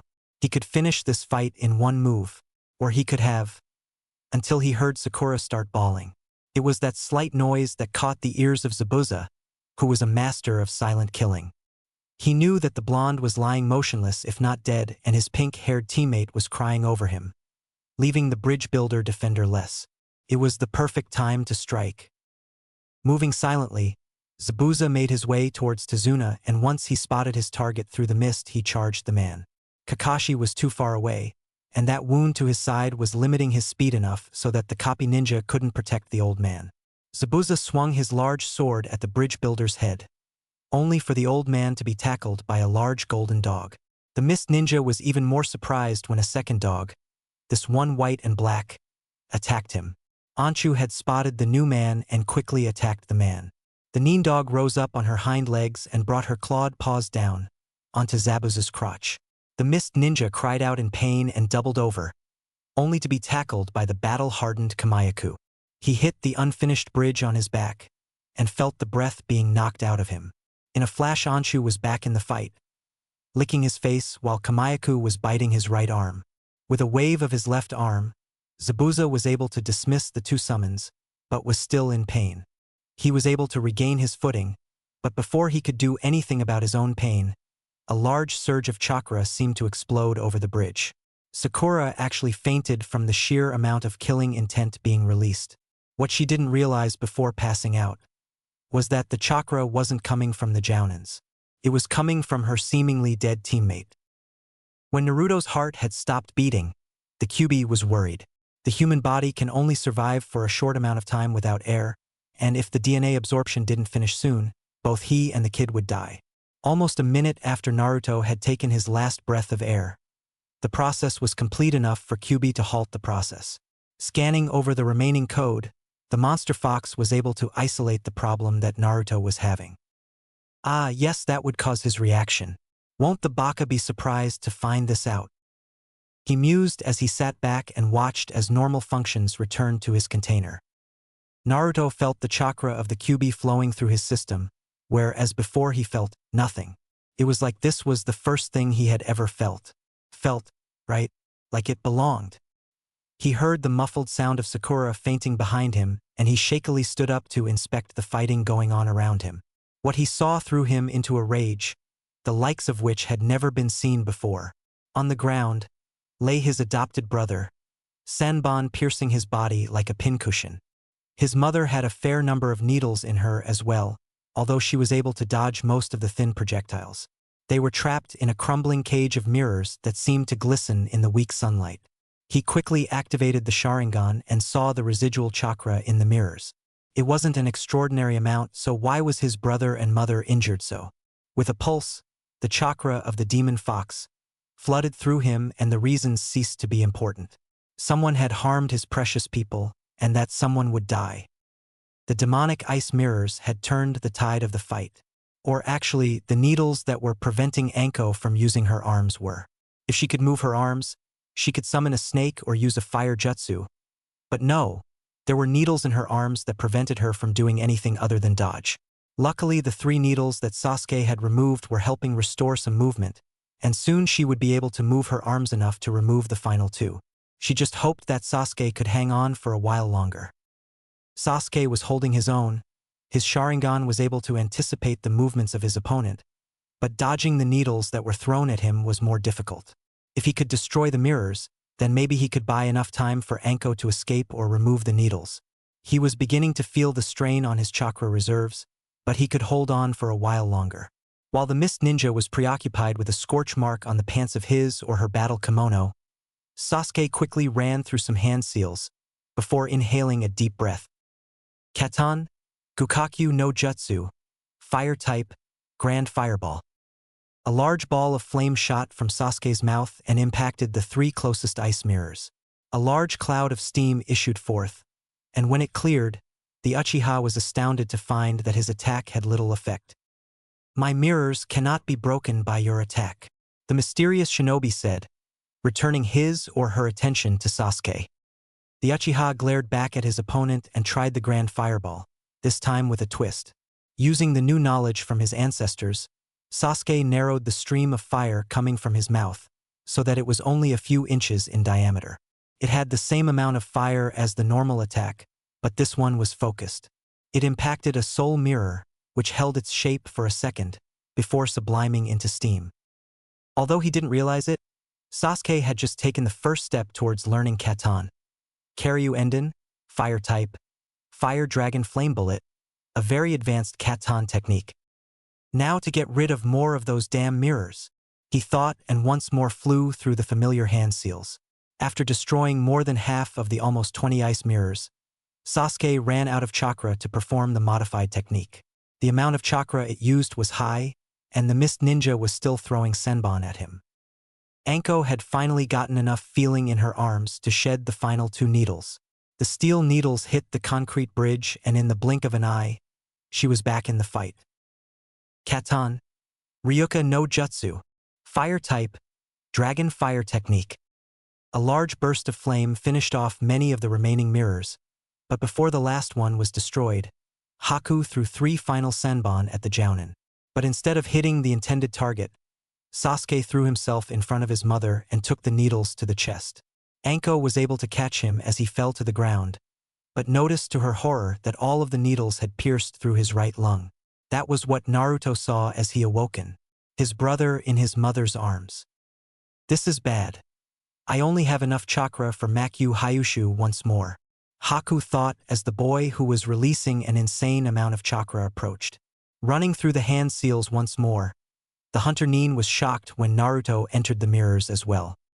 "There is nowhere you can hide from my wrath. For harming my family, my precious people, you will die." The boy's voice was colder than the mirrors that formed the battleground. Both Zabuza and Kakashi felt the exponential increase in chakra.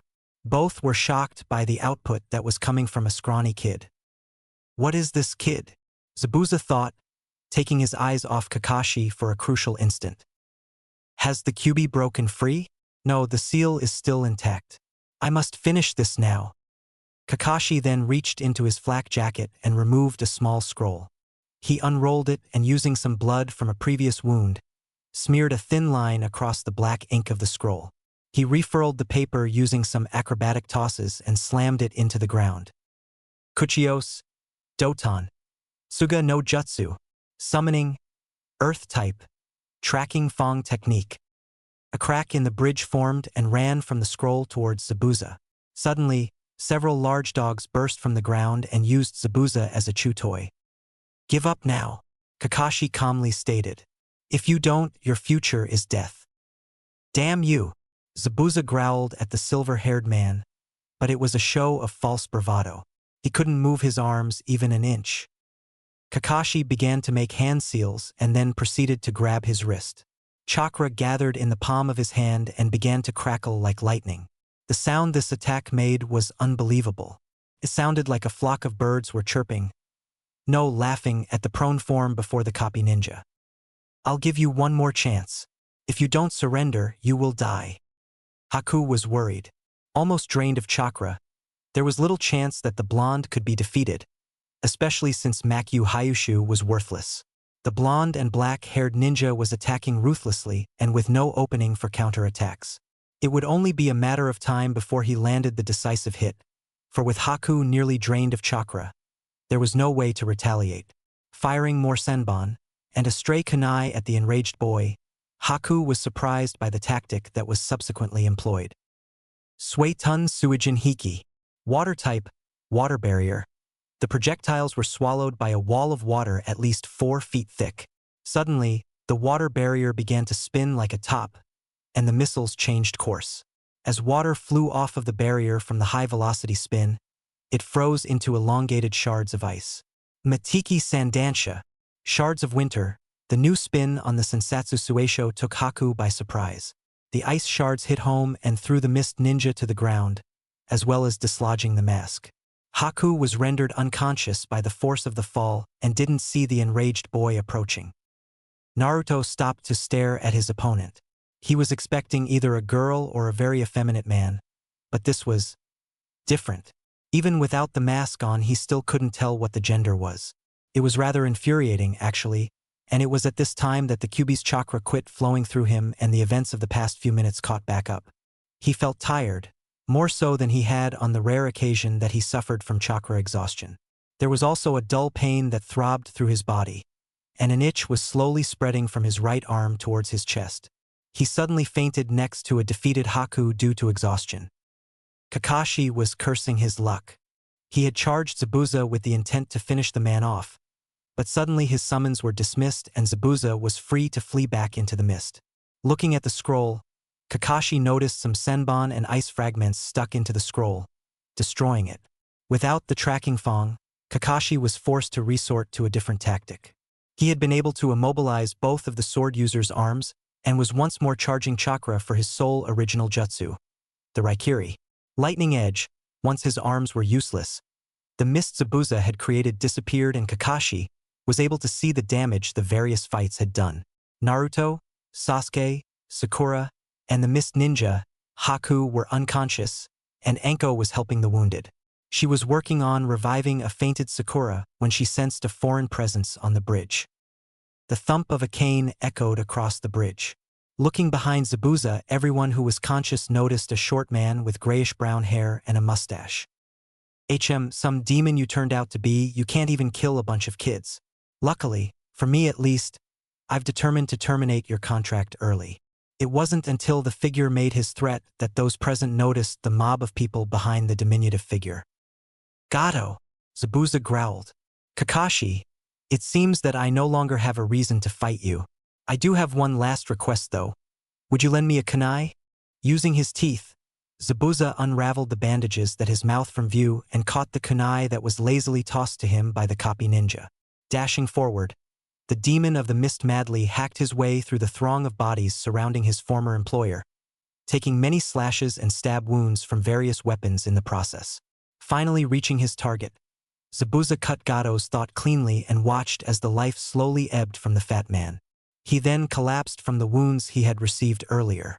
None of the thugs dared to approach the man, for fear of their lives. They did, however, find the courage to threaten the Konoha shinobi. You just killed our meal ticket, one yelled. We'll kill you to make some dough, another supplied. Damn it, I'm running low on chakra. I might be able to bluff them away, Kakashi thought. Making a cross-shaped seal, he imitated the seals for Kage Bunshin, but he really created 20 bunshins. The thugs were weary, but began to charge at them anyway, until a large water dragon washed them away. Suetun Suryuden no Jutsu. Water type, water dragon technique. The weak voice of Sasuke came from behind the copy ninja. Anko returned to her injured son's side and helped him over towards where Sakura and Naruto were laying. Haku lay a bit away from the group. Covering his Sharingan, Kakashi made his way towards the only other body on the bridge, Zabuza. The mist ninja was still alive, but was fading due to a lack of blood. Kakashi, I have one more favor to ask you. Zabuza's voice was weak and nearly inaudible. I want you to bury me here. It's kinda nice. Those were the last words spoken by Momochi Zabuza, the demon of the bloody mist. Once all of the surviving shinobi, including Haku, were transported back to Tezuna's house, Anko used a messenger scroll to contact Tsunade for Naruto and Sasuke. Sakura was awake again and helping to nurse the various patients. Luck was on their side since Tsunade happened to be only 2 days away from the Wave Country and was going to be there in less time than that. Haku was being kept under a genjutsu that kept him or her asleep. Although there was little fear of the kid killing anyone, the risk they ran if he or she attacked anyone was higher. Naruto was still asleep and Sasuke was simply suffering from chakra depletion, but those holes in his lungs could be a problem. All the Konoha shinobi could do was wait. The next day, Tsunade arrived around dinner time and set to work immediately. Her assistant Shizune was currently checking on Haku, and her report was due shortly. Sasuke was patched up with little problem.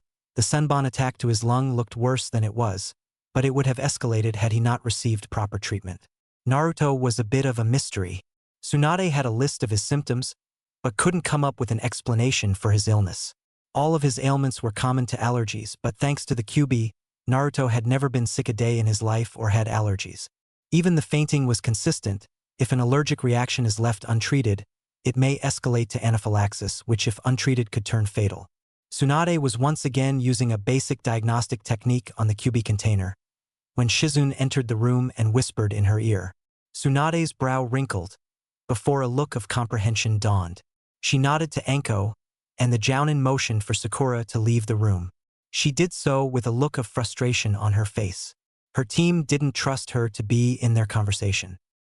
It would appear, the blonde Sannin began, that Naruto absorbed another bloodline. I noticed the change in his blood, but without the equipment necessary to perform extensive tests, I didn't know what occurred. You said that he showed the same abilities as Haku, right? Due to his bloodline? And his guest. Naruto has never had any problems with absorbing anything, but this time he did. All of his prior symptoms are consistent with an allergy, but I didn't know the source until now. It would appear that Haku transferred some of her DNA into Naruto.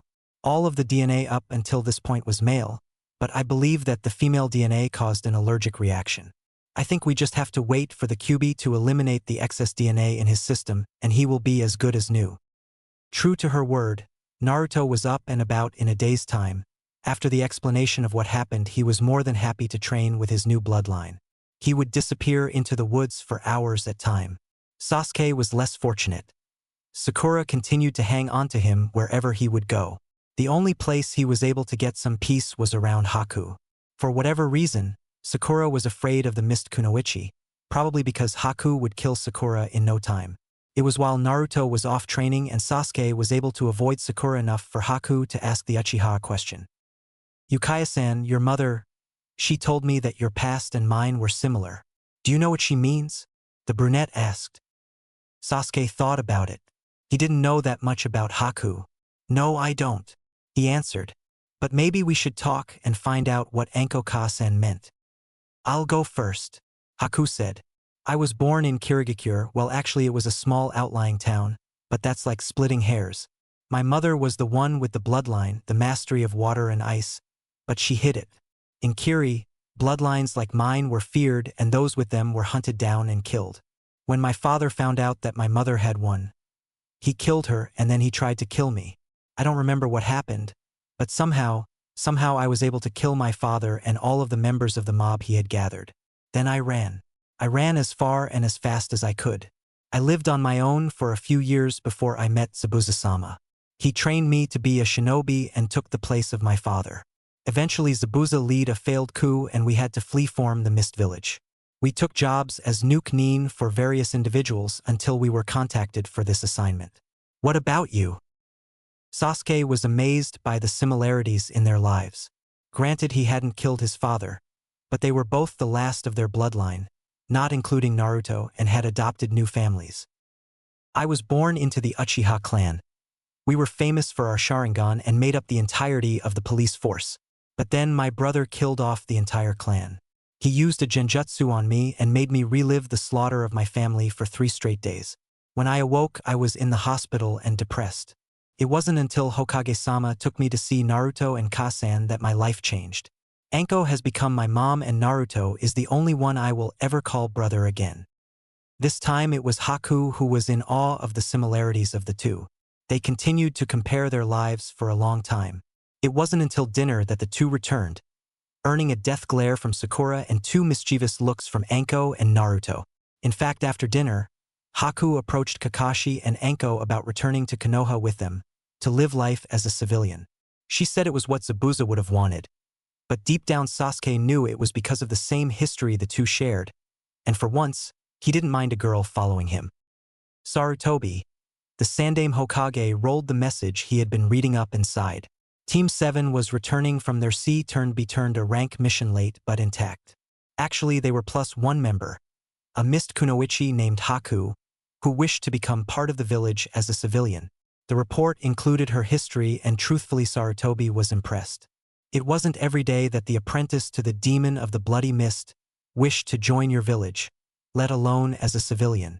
Well, he'd be dead before he let an opportunity like this slip away. He called some selected individuals into his office. Moments after his summons left his possession, the four people he had called arrived. Yuhi Kurenai, Yumino Irika, Shiranui Ganma, and Marino Ibiki all entered the office of the Hokage with various degrees of cluelessness, although Ibiki hid his best. "You called us, Hokage-sama?" Irika asked the old man. "Hi. Team 7 will be returning with an extra member, a former mist kunoichi by the name of Haku. She was apprenticed to Momochi Zabuza until his death a couple days ago. She wishes to become a Konoha citizen, however, due to her skills. I would like her to be a shinobi. The only problem is that she would need someone to adopt her and sponsor her. She has lived through the mist's cleansing and hasn't had a true family for years. You four are the only ones with the ability to defend her, should Hunter Nin come for her, as well as provide the correct atmosphere for someone her age." He handed the four the letter he had received from Kakashi and Anko. In turn, the quartet passed it around and read its contents.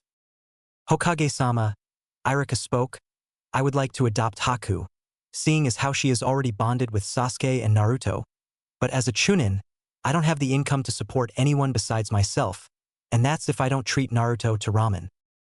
I'm afraid that I wouldn't provide the correct atmosphere in a home that you are looking for," Ibiki stated. Genma was about to make some excuse when Kurenai spoke up. "I'll take the girl," she stated calmly. "I have been lonely as of late, and a companion would do me wonders, and as skilled as she is, perhaps she could inspire Hinata." The Hokage merely nodded his head and dismissed the others.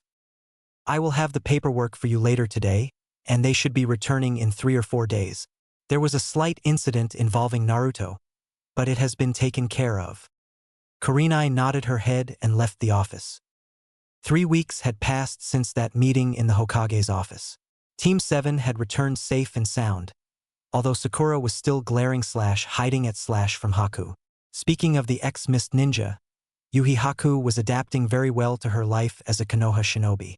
Technically, she was on the mandatory 90-day probation period, but that didn't stop her from training with Kurenai, Team 8, or Team 7. Originally, the plan was to have her trained as a medic ninja, but it quickly turned out to be a bad idea. While she was well versed in anatomy and pharmacy, Haku had a problem with being a medic nin.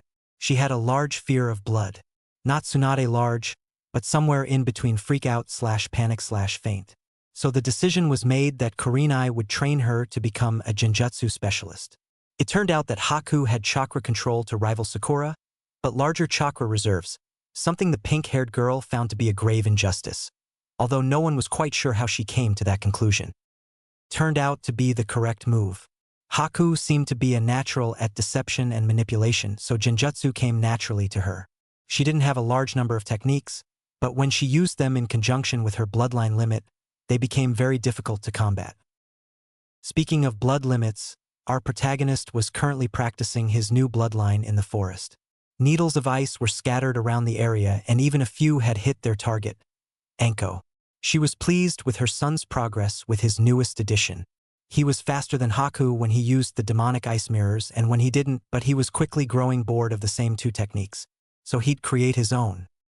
Whenever Team 7 wasn't training, the different members had their own routines to follow.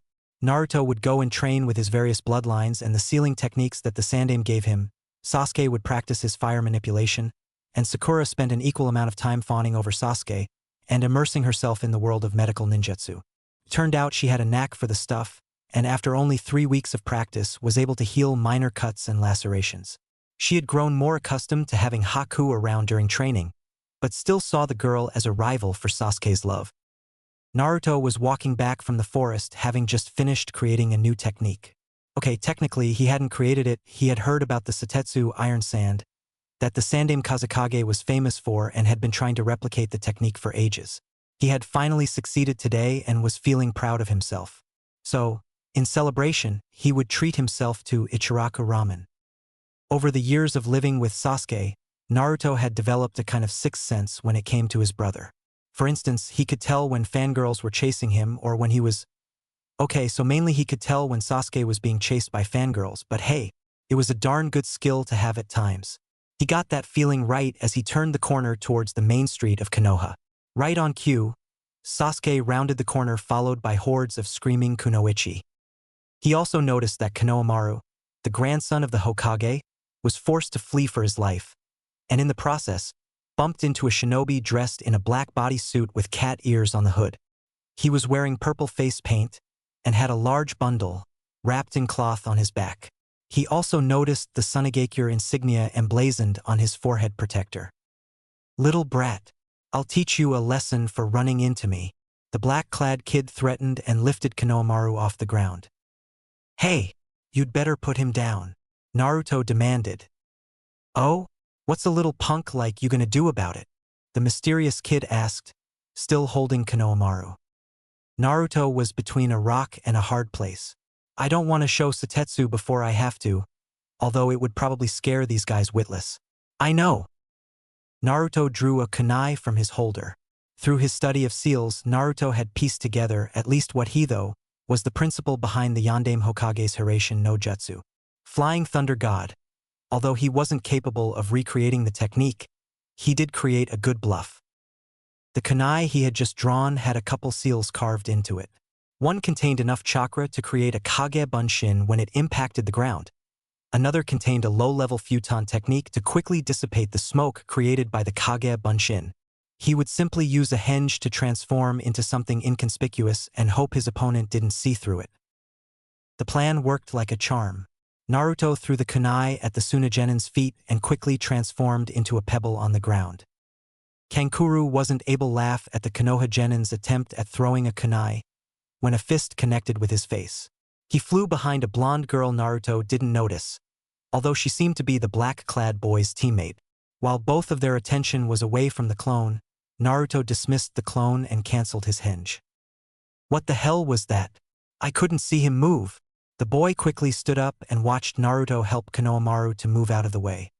He quickly unshouldered whatever was strapped to his back, causing his teammate to question his decision. "You're really going to use the crow?" she asked in a surprised voice. As he was about to unwrap the crow, a pebble ricocheted off his hand. "Ow!" The boy growled and turned his attention towards the stone thrower. Sasuke sat in a nearby tree, tossing 3 more stones in his hands. "You know, that's the Hokage's grandson you were threatening," he stated coldly. The Suna boy stared at Naruto. "No, not me, you idiot, Konohamaru," Naruto growled in outrage. "Kankuro, stop it." A voice drifted towards the small group. It was coming from Sasuke's position, but no one had felt him arrive. "Gee Gaara," Kankuro stuttered. That brat started it." "Enough," the red-haired Gaara said forcefully. He was hanging upside down from the tree branch adjacent to Sasuke. "You are an embarrassment to our village, Kankuro. If you don't stop, I'll kill you." Turning towards his female teammate, he spoke equally as coldly. "Temari, why didn't you stop him? You two were not to make any kind of trouble." Sorry, Gaara. I lost him for a moment and didn't find him until just a moment ago," the blonde kunoichi replied, shaking. Gaara turned towards the Konoha shinobi. He glanced at Sasuke first. The black-haired boy was able to hold off Kankuro with some rocks, but he was holding back. "He is strong, but the blonde." He glanced turned towards Naruto and Konohamaru, who was hiding behind the blonde and black-haired boy. I have no idea how he did that move with the kunai. A replacement, perhaps? No, it was too fast for that. Not even Baki could do a kawarimi that fast. He is just as strong as the black-haired boy, if not stronger. Something tells me I should be weary of those two. He suddenly disappeared in a swirl of sand before reappearing in front of his teammates. He was wearing a black short-sleeved shirt and dark brown pants and had a large gourd strapped to his back. He also had dark black rings around his green eyes, or light blue eyes, a light bluish-greenish color. Anyways, it was some one of those colors that fights would start about. I'm sorry for my teammates' behavior, he said and began to walk off. Wait, Naruto yelled after the redhead. What's your name? The shortest Tsunagenin turned and stared at Naruto. He didn't flinch as Sasuke jumped down from his tree perch and landed next to his brother. Gaara. Sabaku no Gaara. I am interested in your names as well, he calmly stated. Uchiha Sasuke, Sasuke said, still feigning his coldness. Uzumaki Naruto. I look forward to seeing you in the upcoming Chunin exams. Uchiha Sasuke, Uzumaki Naruto. Gaara once more turned away before disappearing in another swirl of sand. The boys just turned away after making sure Konohamaru was okay, and began to chat idly. So, Sasuke started Chunin exams, eh? Think Kakashi-sensei will nominate us? Naruto asked. I bet if we hid the registration forms in one of those books he reads he would, Sasuke joked. Indeed, Kakashi did nominate Team 7 for the Chunin exams, which were being held tomorrow. This was a point of annoyance for all members of the Genin team, since they would have little time to prepare for the exams. Just fill out those registration forms and turn them in to room 301 by 3 p.m. tomorrow. With that, the lazy/perverted Jounin disappeared in a poof of smoke, leaving the three Genin in an anxious mood. Dinner that night was short and subdued. Both boys were muttering about late senseis not giving them enough time to get ready for stuff. Okay, what's this about Kakashi? Enko asked. Oh, that baka of a sensei didn't tell us about the Chunin exams until today, and then he says if we want to participate we have to fill out these forms and have them for tomorrow, Sasuke complained, as he packed extra clothes into a backpack. Yeah, and if it wasn't for Gaara we wouldn't even had known about the exams until today, Naruto added. Who is Gaara? The name seemed familiar to Enko, but she couldn't place it. Oh, his name is Sabaku no Gaara. We met him the other day. Konohamaru had trouble with some Suna shinobi, and Gaara scared the guy who was bothering us. Naruto explained. Then it struck Enko. Sabaku no Gaara, the Kazekage's youngest son, the vessel for Suna no Shikaku. He was the demon vessel known among the ranks of foreign shinobi as being bloodthirsty and insane. If he met Naruto and Sasuke, he was here for the Chunin exams. That wouldn't be good if he fought with Naruto. Eventually the boys' demons would express themselves, and who knew if the village would survive the fight. Ka-san, is something wrong? Sasuke asked, seeing the panicked expression on his mom's face. Boys, Sabaku no Gaara, he's like Naruto. He had a demon sealed inside him at birth also, but something is wrong with him. He's done higher rank missions than most Chunin, without a scratch on him. Sasuke and Naruto were frozen in understanding. So there was someone else like Naruto. That struck Naruto very hard. Someone had lived through what he had gone through, and if it was half as bad as what happened to him, then that was unacceptable. I'm going for a walk, Naruto said. His voice sounded dead as he exited through the door. Gaara was sitting on the roof of a random building staring at the moon. It was only a quarter full, but already he was dreading the full moon. The voice always got unbearable on those nights. He suddenly felt a presence behind him and without turning his head, ordered the sand he controlled to crush the intruder.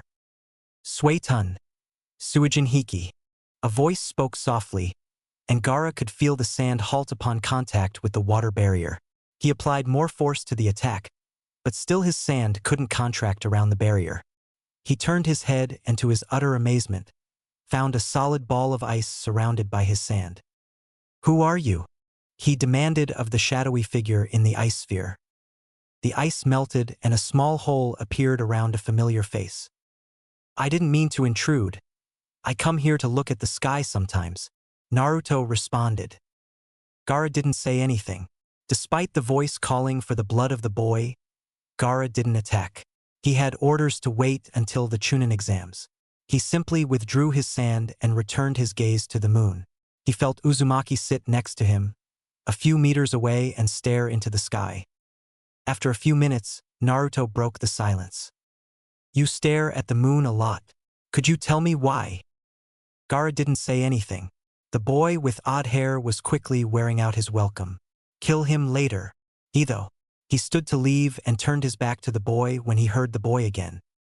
It's because it seems so alone, isn't it? Gaara froze. I thought so. I used to feel the same thing. Until I was almost 8, I lived on my own. I assume that you've heard of the Kyuubi attack, so that in itself is nothing unusual, but while many orphans of the attack were adopted or lived in orphanages, I was different. When I was 5, the orphanage I was living in kicked me out. Told me that I wasn't wanted by anyone and that if I knew what was good, I'd go and kill myself and save the village the trouble. Since I couldn't enter the academy until I was 7, I lived off an allowance that the Hokage gave me. But the looks that followed me, I got those for as long as I can remember. The looks of disgust, the looks of hatred, I got so many of them that I would hide in my shabby apartment for weeks at a time, not leaving until I had to buy food. Hell, isn't it? Not being loved. Not being acknowledged. That's a pain no one should live through. Gaara's eyes widened. As a boy, he had never known described his life to a T. Then I met Ka-san, and Sasuke, and Kakashi-sensei. They saved me from that pain. They made my life worth living. I don't know how bad you had it in Suna, but from your appearance and reputation, I can guess it's been worse than mine. Gaara turned to look at the boy, who was still staring at the cloudy sky. I'm a monster you wouldn't understand. I can survive on my own. I live to prove my existence. What makes you so sure? Naruto asked, still staring at the sky. Gaara simply continued to glare at Naruto. Naruto sighed. Look, I know the history of Shikaku. The Ichibi, one-tailed, was imprisoned inside a tea kettle and then inside of 2 others. And then you don't believe that I can know the pain you've lived through. So I'll ask you this. How strong a tea kettle would you need for Kyuubi? Gaara was in shock. Beside him sat the vessel for the Kyuubi no Yoko. The strongest demon to roam the earth was imprisoned inside a boy his age. I may have the strongest demon in existence sealed inside of me, but even I can't live by my own. Not like I was. I don't know what the sky looks like in Suna, but I've heard of sandstorms that block out the sun, so I'll assume you don't get a good look. Look at the sky sometime. Not even the moon is ever alone. Gaara stared up as the clouds, which were obscuring the heavens, parted. There was the moon, as big and bright as ever, but in the background were thousands of millions, perhaps billions of twinkling stars, shining compassion and friendship to the lonely moon. There is no need for you to be alone, Gaara. If you want, I'll be more than happy to be there for you when you need me. With that, Naruto leapt from the roof and headed home again. Gaara simply stood exactly where he was for a while, before sitting down and thinking about the boy who knew his pain so well. The next day, Team 7 headed towards the academy, room 301. They entered a hallway and saw a bunch of teams mulling about, since 2 genin were blocking the door to room 301. You aren't fit to become Chunin, one said. Yeah, we've seen people quite as ninjas because of the Chunin exam. Go home while you can. People die in this exam, the other ordered. A boy in an atrocious green spandex suit with black hair in a bowl cut was pleading with the 2 genin. A kunoichi with her chestnut brown hair up in 2 buns was pleading with the green-clad boy. Team 7 assumed they were on the same team. Then where was their 3rd member? Sasuke then spotted his rival, Hyuga Neji, leaning against a wall, arms crossed and eyes closed. Team 7 walked past, but Neji opened his eyes and spoke before they got too far.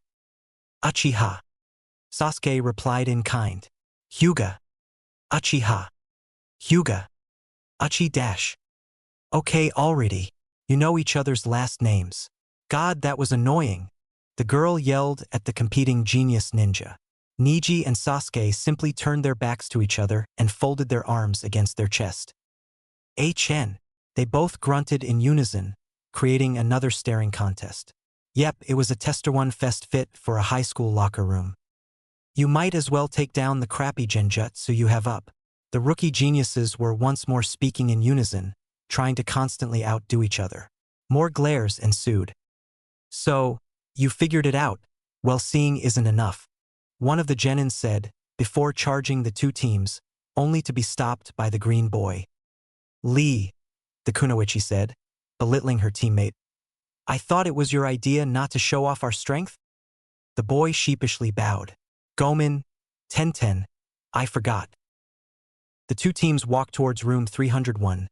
The two captains were still glaring at each other, while Tenten and Naruto were cracking up at the two geniuses acting like small kids. As they approached the room, they found Kakashi and a future version of Lee waiting for them. Aha! I told you my youthful team wouldn't show up after your team. My eternal rival, the future Lee bellowed at Kakashi. I'm sorry, Guy. Did you say something? Guy began to cry. Darn you and your hip attitude. Well, it's a good thing you're all here. The test is optional, but can only be taken in teams of 3. So if someone hadn't come then their entire team would be unable to participate. Kakashi explained. The two teams entered the door to uncertainty. Team 7 entered the waiting room for the Chunin exams, where they were greeted by a loud shout from Inuzuka Kiba. Finally, about time you guys showed up, the brash boy yelled. Sasuke was still locked in a staring contest with Neji, so it fell to Naruto to answer the call. Yeah, whatever. Dog boy, we had a little run-in with a couple of egos. Upon seeing the questioning look of the Inuzuka, Naruto pointed over his shoulder at Sasuke and Neji, who were still locked in an ocular war. TCH, so troublesome. I figured at least one of our teams wouldn't be nominated. The forever lazy voice of Shikamaru drifted towards Naruto. Hey, Shikamaru, Naruto replied to his friend, noticing Chuji was following the lazy boy. How you been? I haven't seen you guys much since we started missions. D-rank missions are too troublesome, was the only reply given. Around this point, the remaining members of Teams 8 and 10 met up with the members of Team 7, Team Guy, and Team Overinflated Ego. Sasuke and Neji.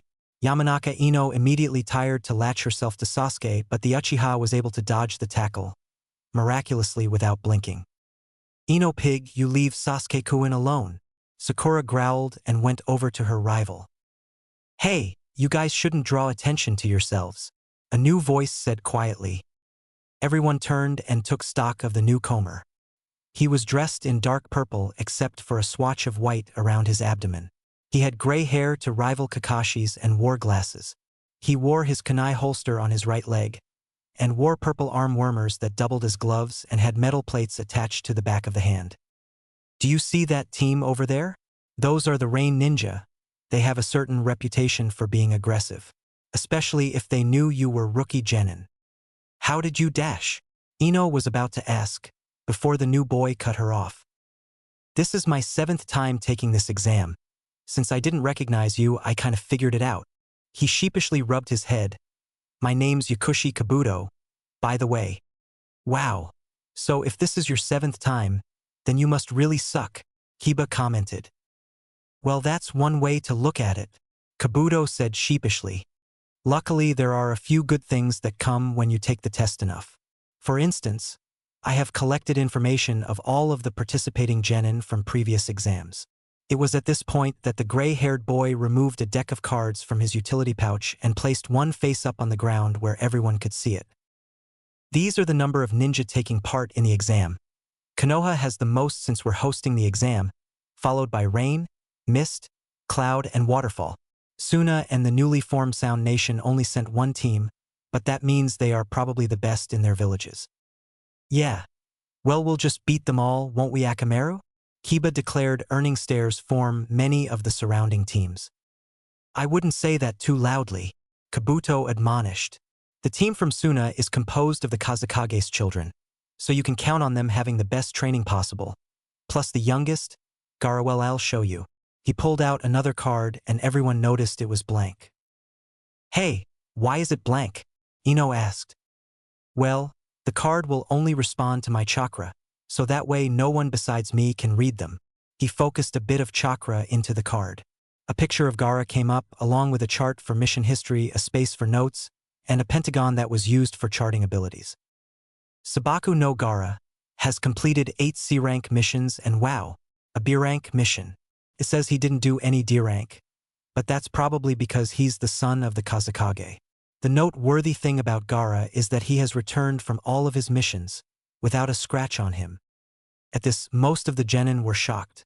Sasuke and Neji were still staring at each other, although it was their second staring contest, with both deciding that the first was flawed when some other genin walked between them.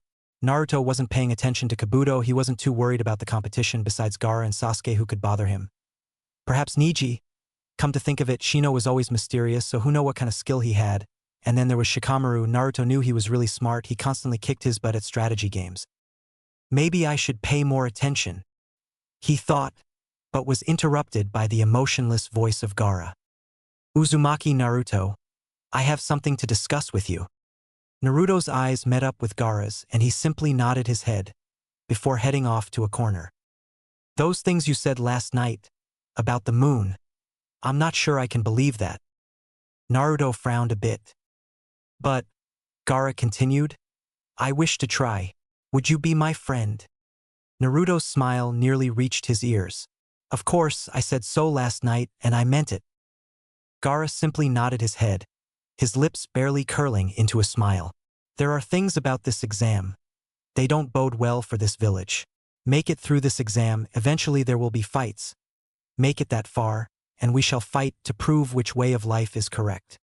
I'll look forward to a fight between us, Naruto said, still smiling.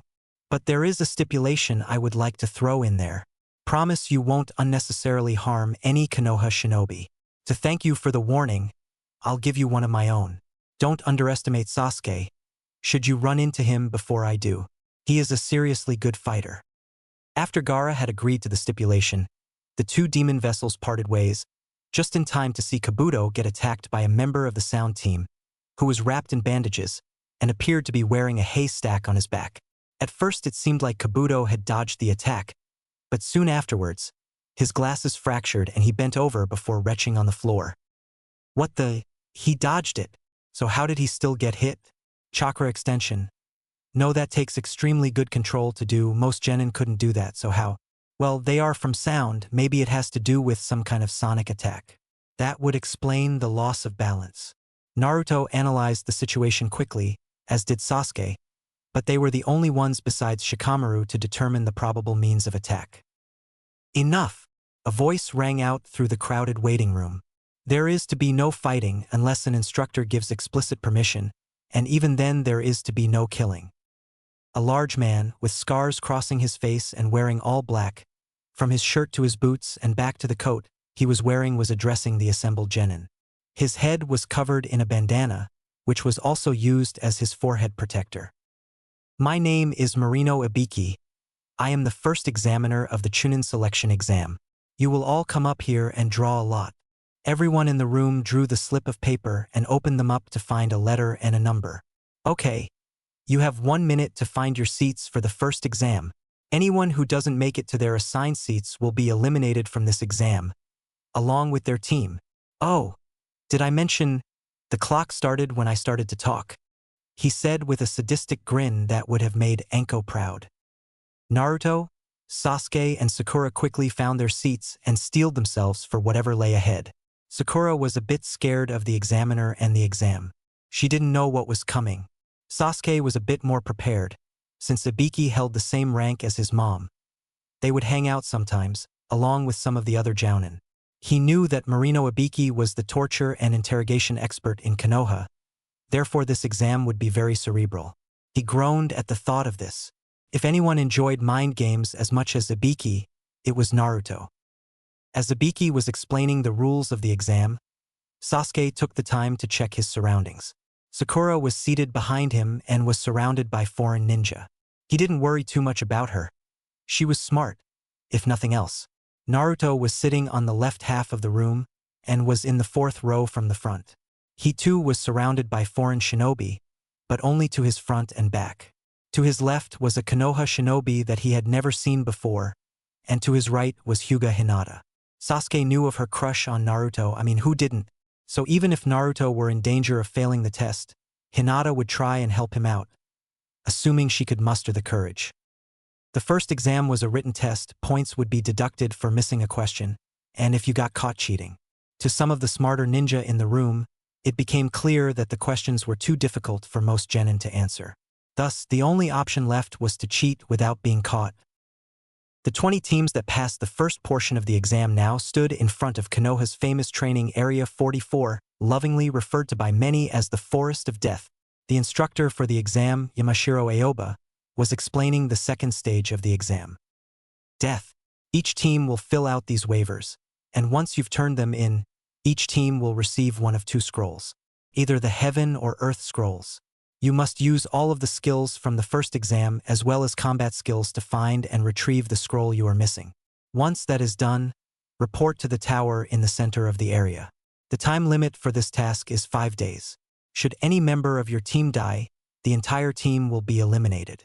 If you leave the confines of the area, your team will be eliminated. Oh, don't open your scrolls. The consequences could turn out bad. Naruto and Sasuke snickered at the Jounin's attempt to sound sadistic. The tone just didn't fit the friendly Jounin at all. Of course, the boys did have large expectations when it came to sadistic nature. The only reason that Anko wasn't proctoring the second exam was due to her conflicting interests since her sons were participating. Team 7 turned in the required paperwork and received their Heaven Scroll before heading to Gate 22. After few anxious minutes of waiting, they were allowed inside the area and quickly dispersed. Naruto made a large amount of shadow clones and used henge to transform them into the different team members. With any luck, the clones would be able to dupe anyone following them long enough for the real team to disappear. Unfortunately, a pair of eyes narrowed at the attempt, before quickly distinguishing the real team from the fake and following them. Team 7 stopped about an hour and a half into the forest for a short break. Naruto went into the nearby woods to relieve himself, while Sasuke and Sakura kept an eye out for any enemy teams. Suddenly, a large brown snake crashed through the undergrowth and both genin were forced to sidestep. As expected from an Uchiha, a high-pitched voice rang out through the clearing and seemed to be coming from the snake. A grass ninja with long black hair rose from the back of the snake and stared at the two genin who had drawn kunai already. With a burst of chakra, the two suddenly fell to their knees as kunai passed directly through the center of their heads. While Naruto was off relieving himself, a trio of rain ninja tried to ambush him, but were spotted long before their sneak attack. Instead, they managed to skewer one shadow clone with 3 kunai before their legs were frozen to the ground in ice. Try as they might, they couldn't escape, and when they tried to replace themselves with something, they found that their arms were punctured with ice needles before they could move. A few more ice needles formed from thin air and impaled the genin in the neck, not killing them, but putting them in a state of false death for a while. Naruto smirked at his handiwork. All those lessons on anatomy with Haku have started to pay off. He thought and liberated the scroll from the genin. Unfortunately, it wasn't an earth scroll, so now the team had 2 heaven scrolls. Shrugging, Naruto quickly sealed the scroll into another scroll so they could hide it from an enemy. He placed another seal on top of it. This one was a hybrid blood and chakra seal. It was the most advanced type of seal he had learned. It would only open if his blood were to be smeared on the seal, and a specific amount of chakra was pushed into it. The chakra level was variable and was also tuned to his unique chakra. In short, no one, and I mean no one, besides Naruto could open this scroll. His moment of pride was dashed short when a large snake tried to swallow him. He even succeeded too, but it found out very quickly that that was a bad idea when its throat was cut open by a sword of ice. Kori no Yaiba, blade of ice, Naruto thought as the ice sword that had enveloped his hand receded. I like it. A bit bloody, but effective. He suddenly picked up the sound of a fight and raced back to his team. What is this? Sasuke thought as he was felt the kunai puncture his head, blood spurting forth. Only he didn't drop dead. It's like when Ka-san uses kanashibari, temporary paralysis technique, but so much bigger. Shakily, Sasuke retrieved a kunai from his holster and quickly nicked his leg with the sharp knife. freeing himself from the illusion of his own death moments before the strange grass ninja's fist impacted the ground where he was not a second earlier. The crater left by the fist was large, and Sasuke was glad that he grabbed Sakura before escaping. Impressive, Sasuke-kun. Very impressive. The ninja responded, straightening his or her back. Suddenly, a large amount of ice needles flew towards their opponents, who dodged them, but only barely. Why is it that all of our opponents are way too androgynous? Naruto joked before launching into another attack. Sensatsu Shueisho. Flying water needles. Naruto once more made the deadly projectiles. But this time the man/women simply formed some hand seals and blew all of the needles away with a futon technique. Naruto. Be careful, this one, he's on a different level than most. His Kanashibari no Jutsu is stronger than Kasan's. Then he obviously has no business being here, Naruto replied as he moved towards his teammates, finally settling next to Sasuke and the still stunned Sakura. They simply watched the ninja as he or she laughed at the two. Very good, Naruto-kun. I expected my snake to be more of a challenge for you. I obviously underestimated you.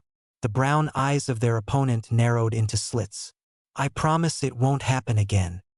The attack was swift, but both boys were able to dodge it, although they realized that an unconscious Sakura was a bad item to have to carry around. One unspoken command later, Sasuke was engaged with the foreign shinobi and Naruto was waking up Sakura. A quick prick to the back of the hand was enough to wake the comatose girl, and Naruto quickly told her to hide as he joined his brother in attacking the ninja. Sasuke had activated his Sharingan to help in the fight, but he was still having trouble. It seemed that whenever their enemy attacked, Sasuke would bring up his guard, but would still get hit. The Sharingan. It still isn't fully matured yet. Their opponent noticed, although the sight of the crimson eyes did make his or her mouth water slightly. After punching Sasuke away and dodging a volley of small fireballs from Naruto, the figure smiled. You have very good eyes, Sasuke-kun. Too bad they are worthless in a taijutsu fight, unlike your brothers. The androgynous being tried to aggravate Sasuke, but to no avail. The battle continued on, with both boys attacking with various taijutsu styles and ninjutsu thrown in for longer-range support. Naruto reformed the Kori no Yaiba and continued his fight with the snake-like adversary, managing to keep the person at bay. Their opponent shivered, but not due to the cold of the sword. A water manipulation bloodline? Not even the Shodiame had that much ability when it came to water. That would be a great thing to add to my collection. In the moment that their enemy had been pondering whatever it was, the boys took this time to attack. Sasuke launched a number of kunai and shuriken at the man, and Naruto charged in with the ice sword once more, this time cutting their opponent in two cleanly. The boys stood panting a bit. The fight was much longer and intense than any they had faced before, and if it hadn't been for their conditioning with Anko, then they would have been out of the fight a while ago. They turned to find Sakura, but froze when the cackling laugh of the grass ninja reverberated behind them. Standing on a tree branch was the effeminate shinobi. Very good, of course I expected nothing less from a team lead by Kakashi-kun. Before he could continue with the sentence, Sasuke had launched a barrage of shuriken connected with wire at the opponent. The throwing stars spun around the trunk of the tree, binding the ninja to the trunk securely. Sufushisan no Tachi, manipulating windmill triple blades. How impressive! Someone so young can perform this maneuver. Sasuke completed the seals for his newest Katan Jutsu. Katan. Ryuka no Jutsu. Fire type. Dragon fire technique. A bolt of fire quickly made its way down the wires from Sasuke's mouth and towards the incapacitated ninja. Their opponent tried to move, only to find his feet and hands frozen to the tree branch in very thick ice. Their teamwork is nearly impeccable. This couldn't have been done in a couple of months. The grass ninja lamented as the incredibly hot fire of the jutsu impacted the tree trunk, punching a large hole through it. Their adversary screamed in pain and surprise. The boys waited for the fire to die down before turning their backs on the grass shinobi this time.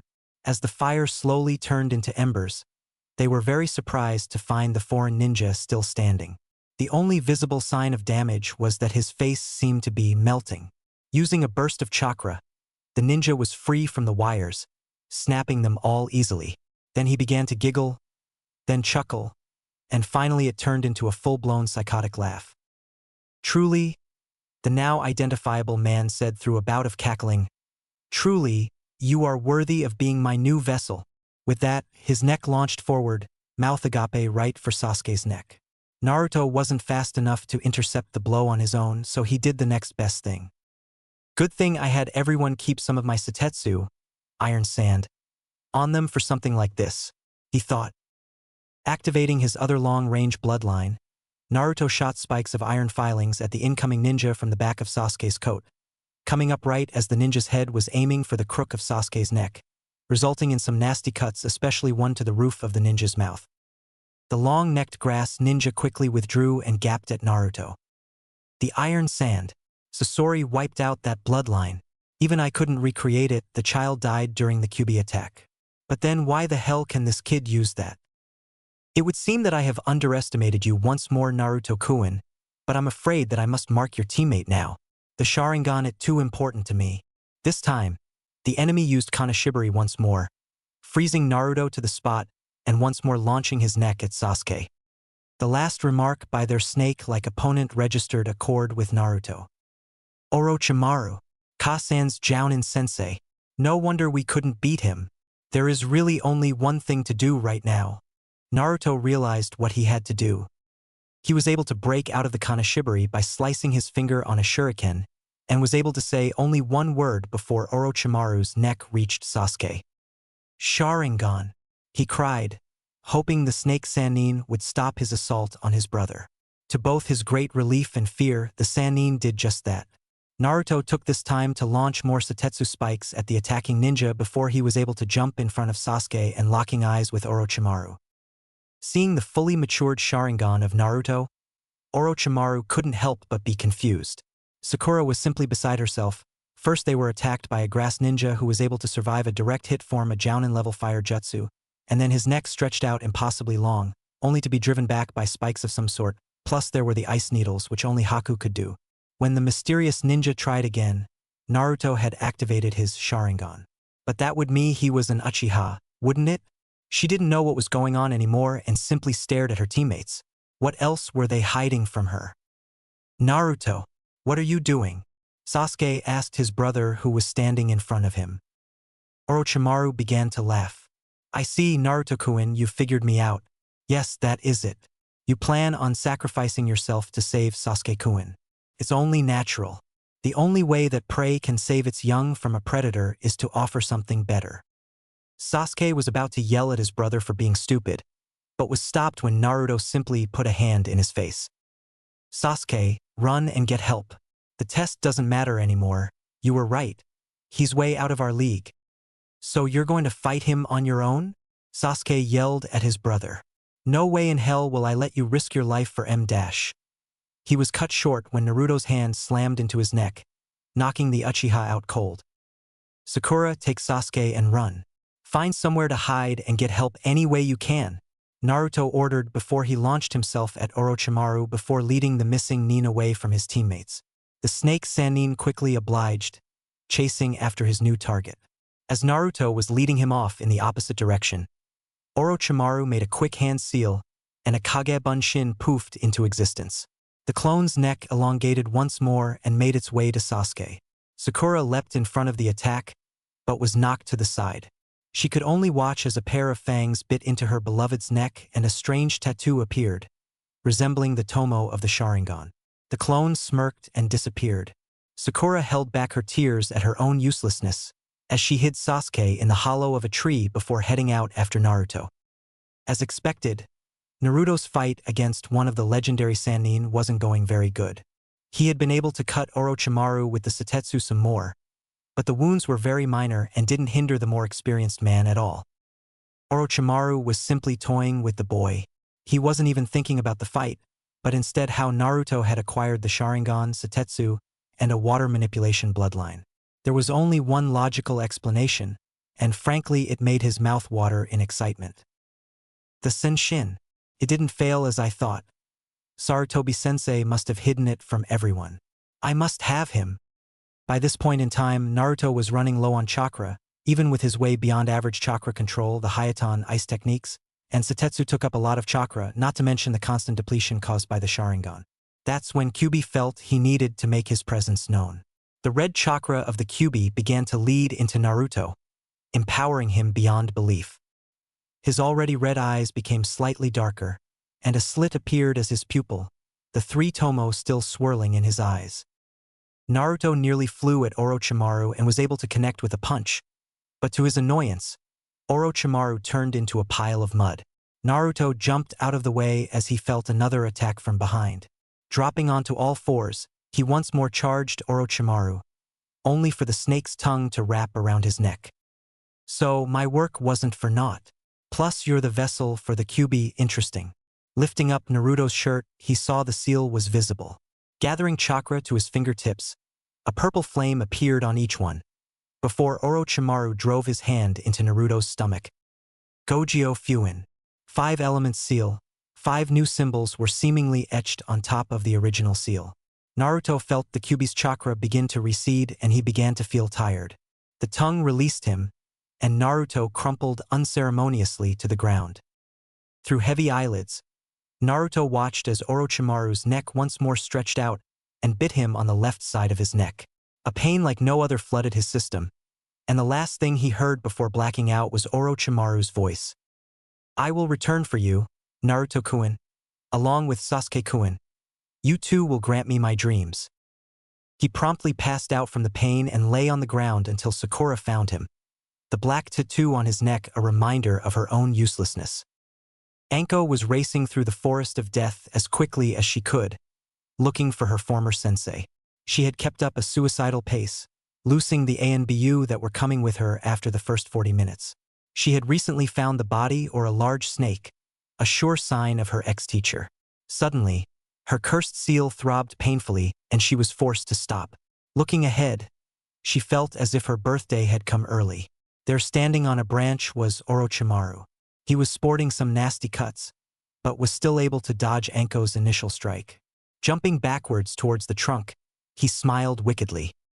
Why Anko? It's been so long, why the long face? He teased. In a flash, Anko was grappling with her former mentor, backing him into the tree trunk. She quickly drew a kunai and stabbed it through her left hand and his right, impaling them to the tree. You'll have to pardon my rudeness, but I need a hand, she hissed as she used his left hand to form seals for her technique. Now, Anko, there is no reason to kill yourself, is there? The voice of Orochimaru emanated from behind her, and she twisted her neck to look at the Sannin. She felt the body pinned to the tree dissolve into mud, and she knew she had blown her chance. Besides, Orochimaru said manically, doesn't Naruto-kun need you? He disappeared as ANBU started to close in on their position, leaving Anko weeping to herself, left hand still pinned to the tree.